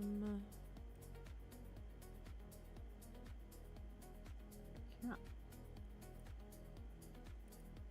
How to edit the fingerprint ID? I do apologize. I This can issue a warrant though, which is weird, but I'm not... yeah, don't do that. For now, No, I won't. No. For now, just go ahead and put it in the feed channel. I will figure this out because I thought there was, or you can put it in the case ledger. Like when in doubt, the far right, the case ledger is also like a little. You can like type in notes like on 7/9 issued a warning for speeding or something like that. You will see though that it automatically linked the mugshot to your identity. It did.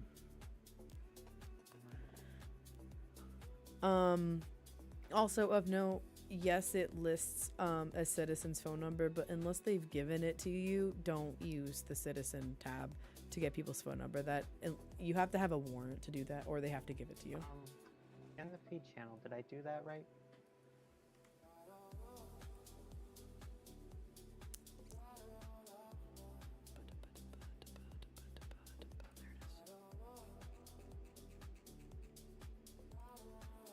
Yep, that's just fine.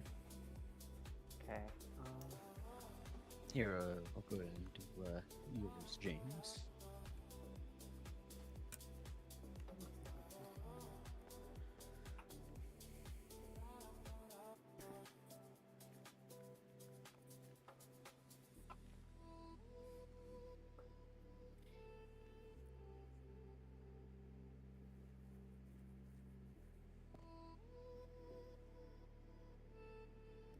Alright.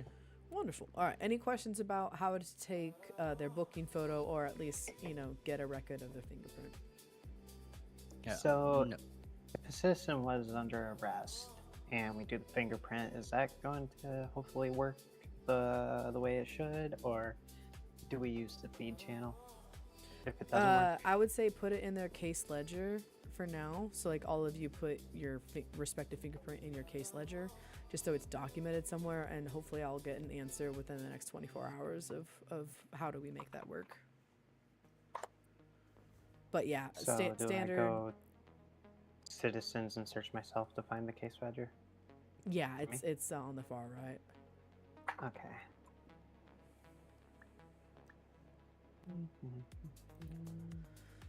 It should do, say, identity, assets and property, gallery, mugshots, legal history, license, case ledger. And at the bottom, you can Control V and just be like, citizen's fingerprint.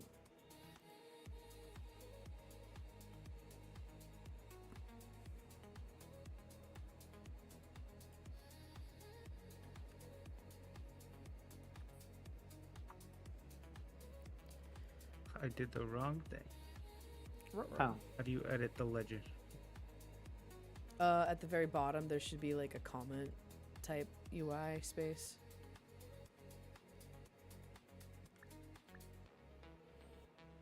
I just put my own fingerprint in my ledger. That's fine. But where it says document new findings here, once you type something in on the far bottom right, there's an add note blue button that will highlight. Click on that and it should go. We're putting our own fingerprints, correct? Yeah, yeah. Oh, I Okay. did. I mean, I did that for myself at least.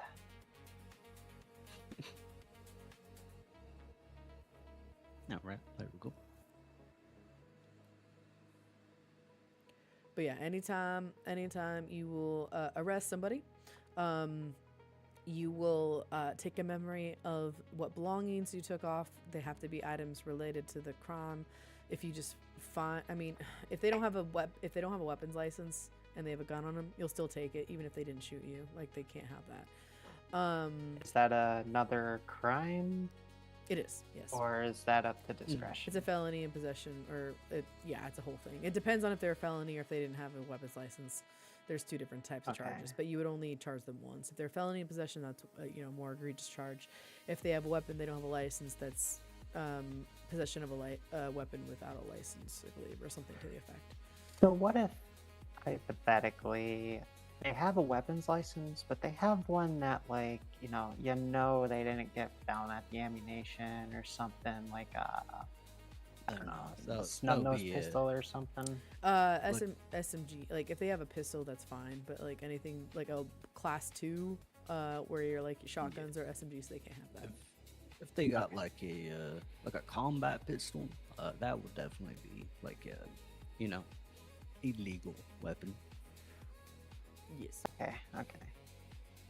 Awesome. All right. Again, you'll get more and more training, but basically, document suspect belongings. There's a suspect belongings in emails.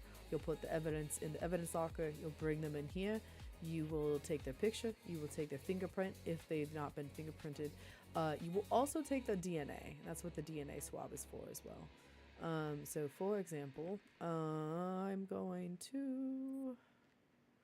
Hopefully, this will actually work. Actually, I might go into it real quick. I think that's how you do it. If I'm fumbling and looking for things, it's because we literally got a new police system, so things just look different. I did see that in the Yeah, no, emails you're about these systems were updated, so. Yeah. Also, when you're on duty, you can toggle cuffs, so like you don't have to flex that E muscle. But if you run up to somebody and they are standing, you can. If you have the ability to all of a sudden be like, third eye, and then toggle, you can do that. Okay. I need to ask them how to get DNA, because that is not. I think if they like drop blood and you were to analyze it and then it had their DNA string of numbers, that's how you do it. We used to have DNA swabs. So that's how we would we would do fingerprints and we would do DNA swabs. But the only way to guess right now get DNA is from if they were to bleed on scene. All right, we're almost done. We're almost through this. Let's go through here.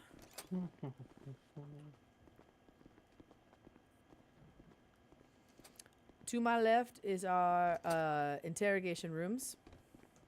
We have 2 sets of interrogation rooms.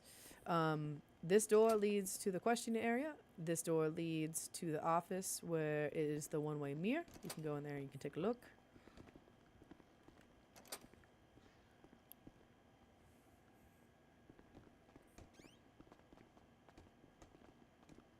I didn't do it. I will warn that even though it is a one-way mirror, it's not soundproof. So, like if you are listening but don't let you gotta refrain from speaking. They can hear you. Don't talk. Okay. That makes sense. All right, and then this is the other one. It's the same setup as that one. You're welcome to look. You can walk in if you like. Well, seen them one, you've seen them all, probably, right? Yeah, but they're very similar. And then through here is our booking area. Please, please, please. I cannot, and I'm just gonna say this, cannot stress this enough either. So say you're on a very dynamic scene. multiple suspects that you got arrested. If it's the first time you're putting hands on somebody and you're escorting them, no matter what they say, if you did not get, like, if I did not get, you know, verbal confirmation from Monroe saying that Monroe was like, yeah, I searched that person. And honestly, even if Monroe did, if it's your first time handling them, please search them. We need to make sure that they remove any weapons or anything. It's one of those situations where it's trust but verify. And I say that because we've had instances where people still had weapons on them in the cells. It is for your safety and others. Do not trust what the suspect says, especially if they're very adamant that they've already been searched. They are in custody. They've been detained. Please, for the love of all that is nice, please search them. You should really talk to your trainee detective, or what's his, I forget that guy's name, because he really should have searched me. You asked if I was searched when I first got here for my interview, and you know, I went and did the respectable thing and put my my gun and stuff in my car. But like, you didn't even search me.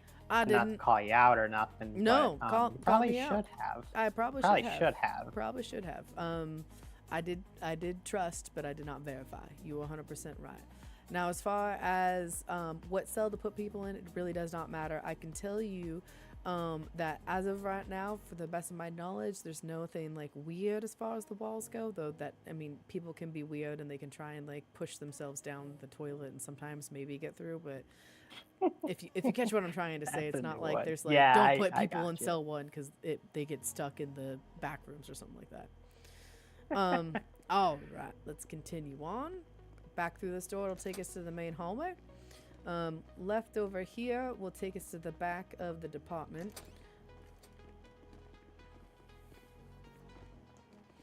That gate is locked. You can unlock it, lock it.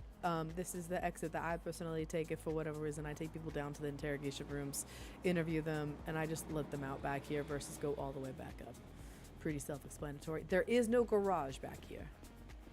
But this is also a nice secure place that is less open in comparison to the other side of the garage, which we'll go there in a second. And last room before the garage is this room here. This is our evidence processing room. The only current station that works is this microscope here, where if you look at it pretty hard, you'll see examine.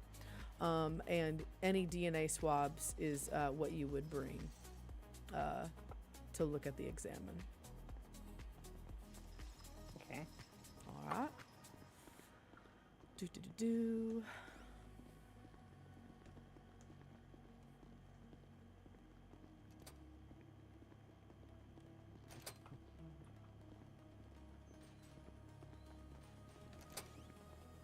All right.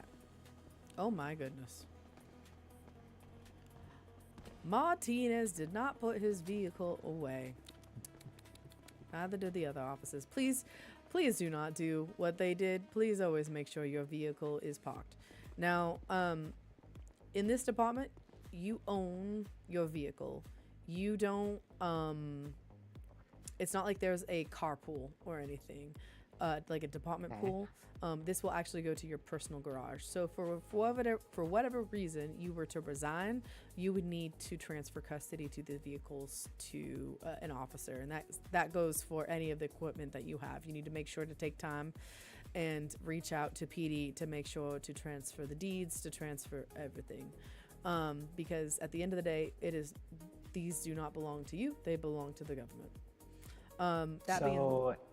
Yes. Question about transferring. If one of us or any officer was to resign, are we allowed to accept a payment for our vehicle if when we transfer it? I promise you, it's like $16. It's not that much. You will not. I mean, if you really want to fight for the $16, we can reimburse you, but it is not that much. Okay, well, if it's only that much, I think at that point it's principle. That is fair. That is fair. Or second question, because I am a little bit of a car buff. Are there unmarked units? There are, but you're getting ahead of me, so let me get through my spiel. And then if you have any questions, we'll go from there. Oh, okay. I'll take a step back. All right. Over here is the garage, standing about right here. You can park your personal vehicle here. It doesn't have to just be your police vehicles. Out there will take you back to that back alleyway. Each roll-up door has its own lock, and then there's bollards out there that you'll have to deal with to get into the street. Over here...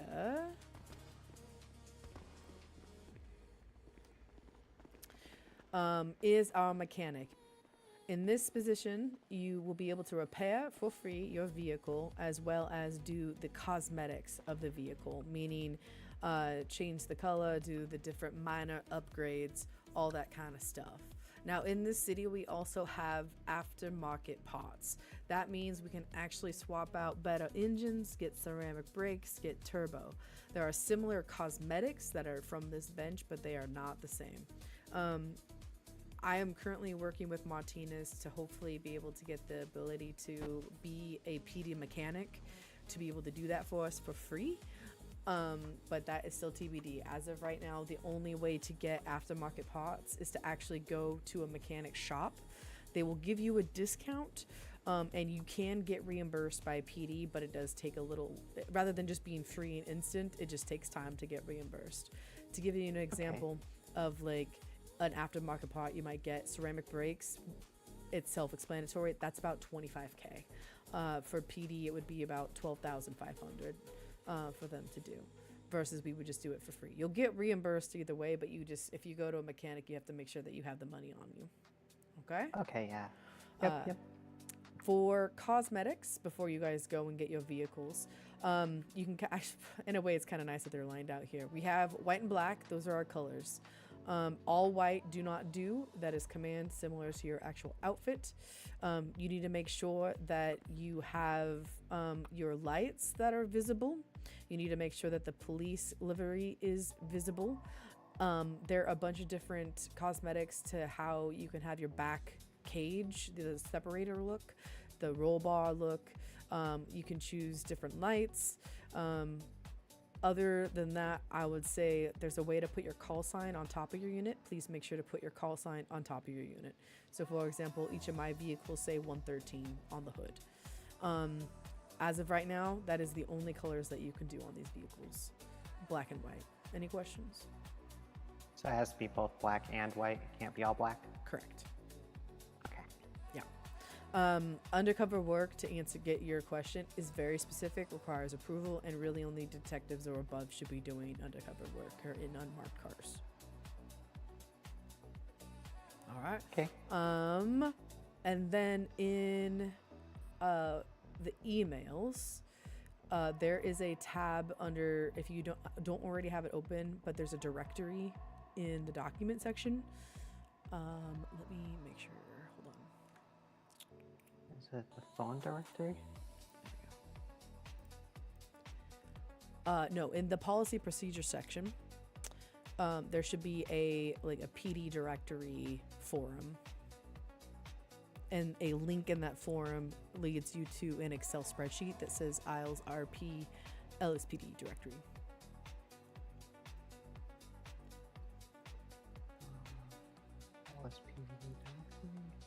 Once you have the Excel open, you should see a tab that says vehicle structure. As of right now, the three of you may have access to the Tavros, the Merit, the Terminus, the Dorado, Invictus, V-Star, Caracara, and Buffalo. Oh, I apologize. I think only P1s, if you can purchase a car, let's just get you set up with a car, you won't be able to drive it. You'll have to drive with your FTO. You might not be able to talk to the street mechanic and get it. But Monroe, that list is what you have access to. The Tavros is like your standard. The V-Star is honestly what I drive. That's what I prefer for my patrol vehicle. The Caracara is off-roading. Buffalo is like your basic speed, but my preferred vehicle right now is the V-Star. Question, where was this list again? It is, one second.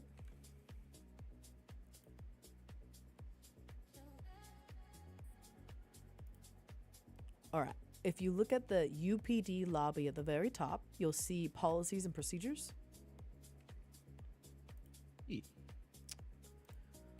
Then under older posts, you should see LSPD directory. And then in that Excel, you should see vehicle structure. Okay, perfect. Oh, okay. I see. There you can see all our badge numbers, our directory, the division leads. Again, we're in like a whole thing with hopefully getting more and more people on. You'll see a taser certification. When you reach sergeant rank or higher, the only other people besides us that get tasers are EMS workers, and only sergeants can certify EMS workers. But when you do become a sergeant, that taser certification questionnaire is what the EMS workers have to go through.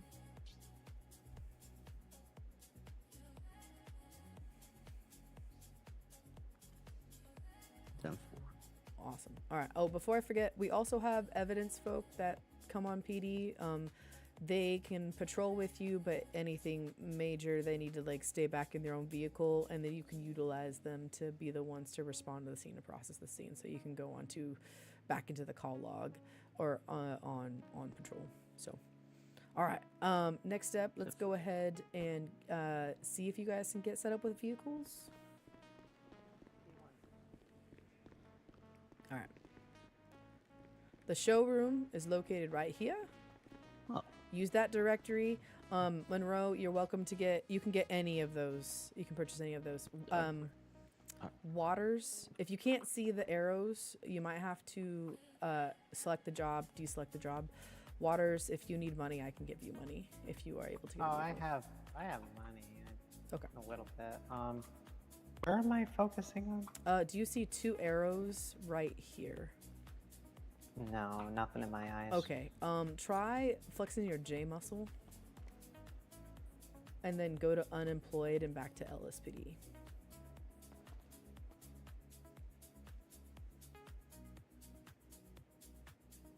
Okay. All right.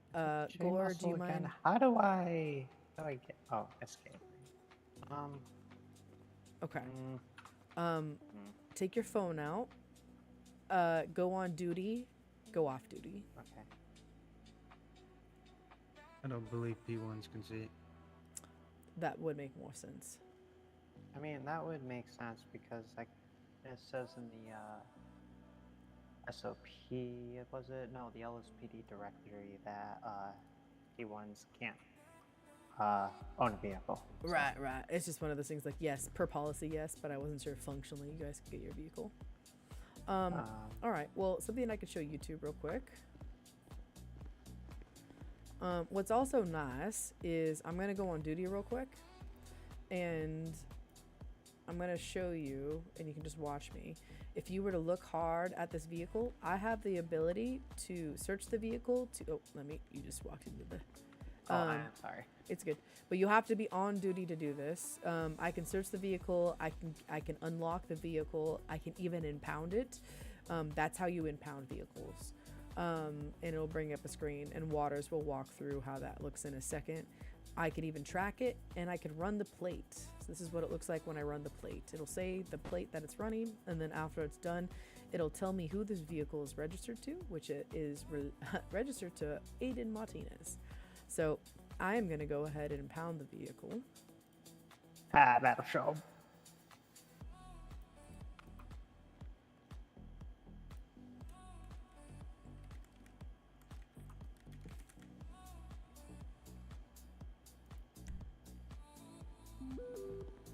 I'm going to do the same here.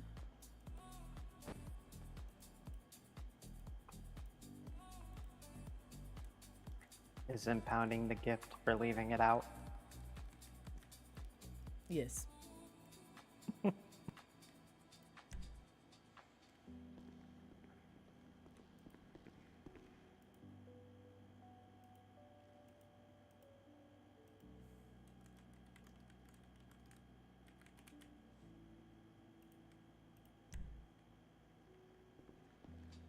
All right.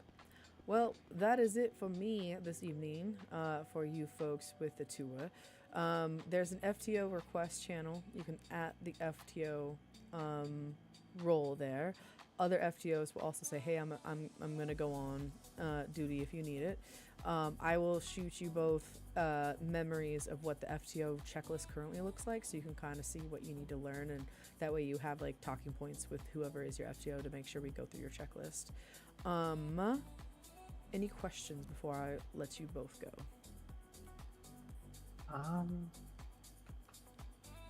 I think I'm pretty good for right now. Any more information might make my brain be like start forgetting It's stuff. a lot. It's a lot. Yeah. Take your time with it. When you're I'll be around this weekend, so I will definitely probably be putting out calls for if someone wants to come with me personally. Just so you guys know, I usually take one person on at a time. Otherwise, it just becomes a lot having multiple people in my car when I'm on duty. I like to give the qualitative focus on somebody. But yeah, other than that, you guys are free to go. Don't forget to pick out your uniforms, get them issued, get them saved, get that clothing bag going, and I will hopefully see you folks on the streets. Sweet. If you're available, I will take a ride along with you. You seem really cool and chill. If you're, willing, just you can always hit my phone number up. Sounds great. Sounds great. I'm kind of at the end of my shift tonight. My focus was going to be to get you guys hired, but I will definitely put in emails when I'm available, and it's always like first come first serve with me. So just know that I'm also focused all over the place. I appreciate that, Waters. To be honest, I'll probably put a lot more focus on the both of you since you both are P1s. And that you've never been law enforcement before. So we're gonna need some extra care there to make sure that you both are confident in the policies, that you don't have any questions, and that you don't feel that you're not ready to go out. I don't want you to be doing things that you're not feeling comfortable with, essentially. I want you to be confident and secure when you guys go on patrol for the first time by yourselves. Okay? That sounds good to me. All right. Have a good night, folks. Good meeting you. You as well. Good to meet you. Have a good one. So what car did you pick out? I'm sorry, my ears. did a little something. The Merit. The Merit? Yeah. Is that an SUV? I Oh forget. no.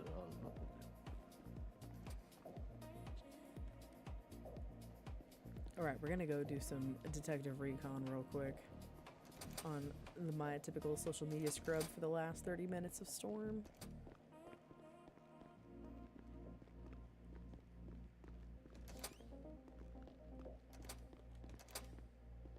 I had a feeling you'd be here. Yep, this is where I'm at. All right, Officer Go, I will see you around.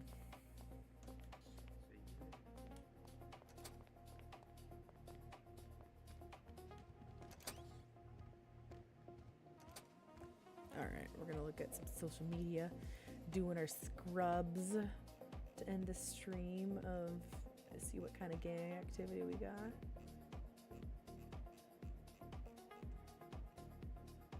Oh my god.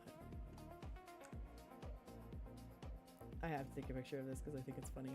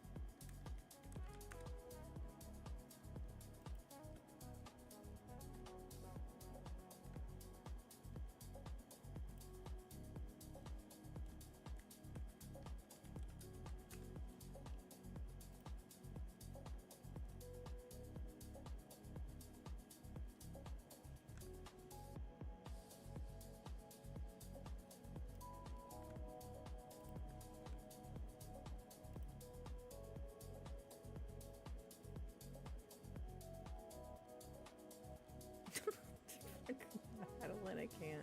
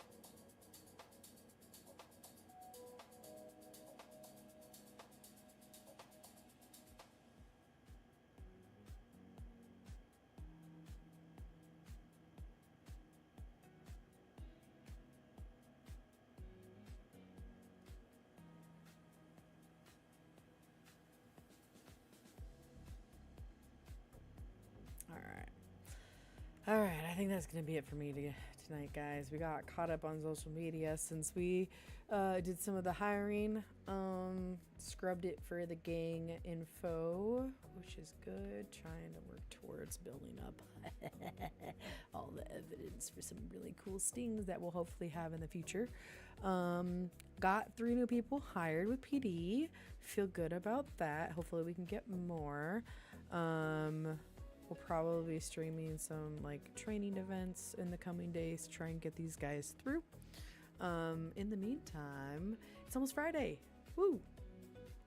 I hope you all have a lovely rest of your evening. Please remember to be kind to yourself. Please remember to drink water. And I will see you folks next time. Good night.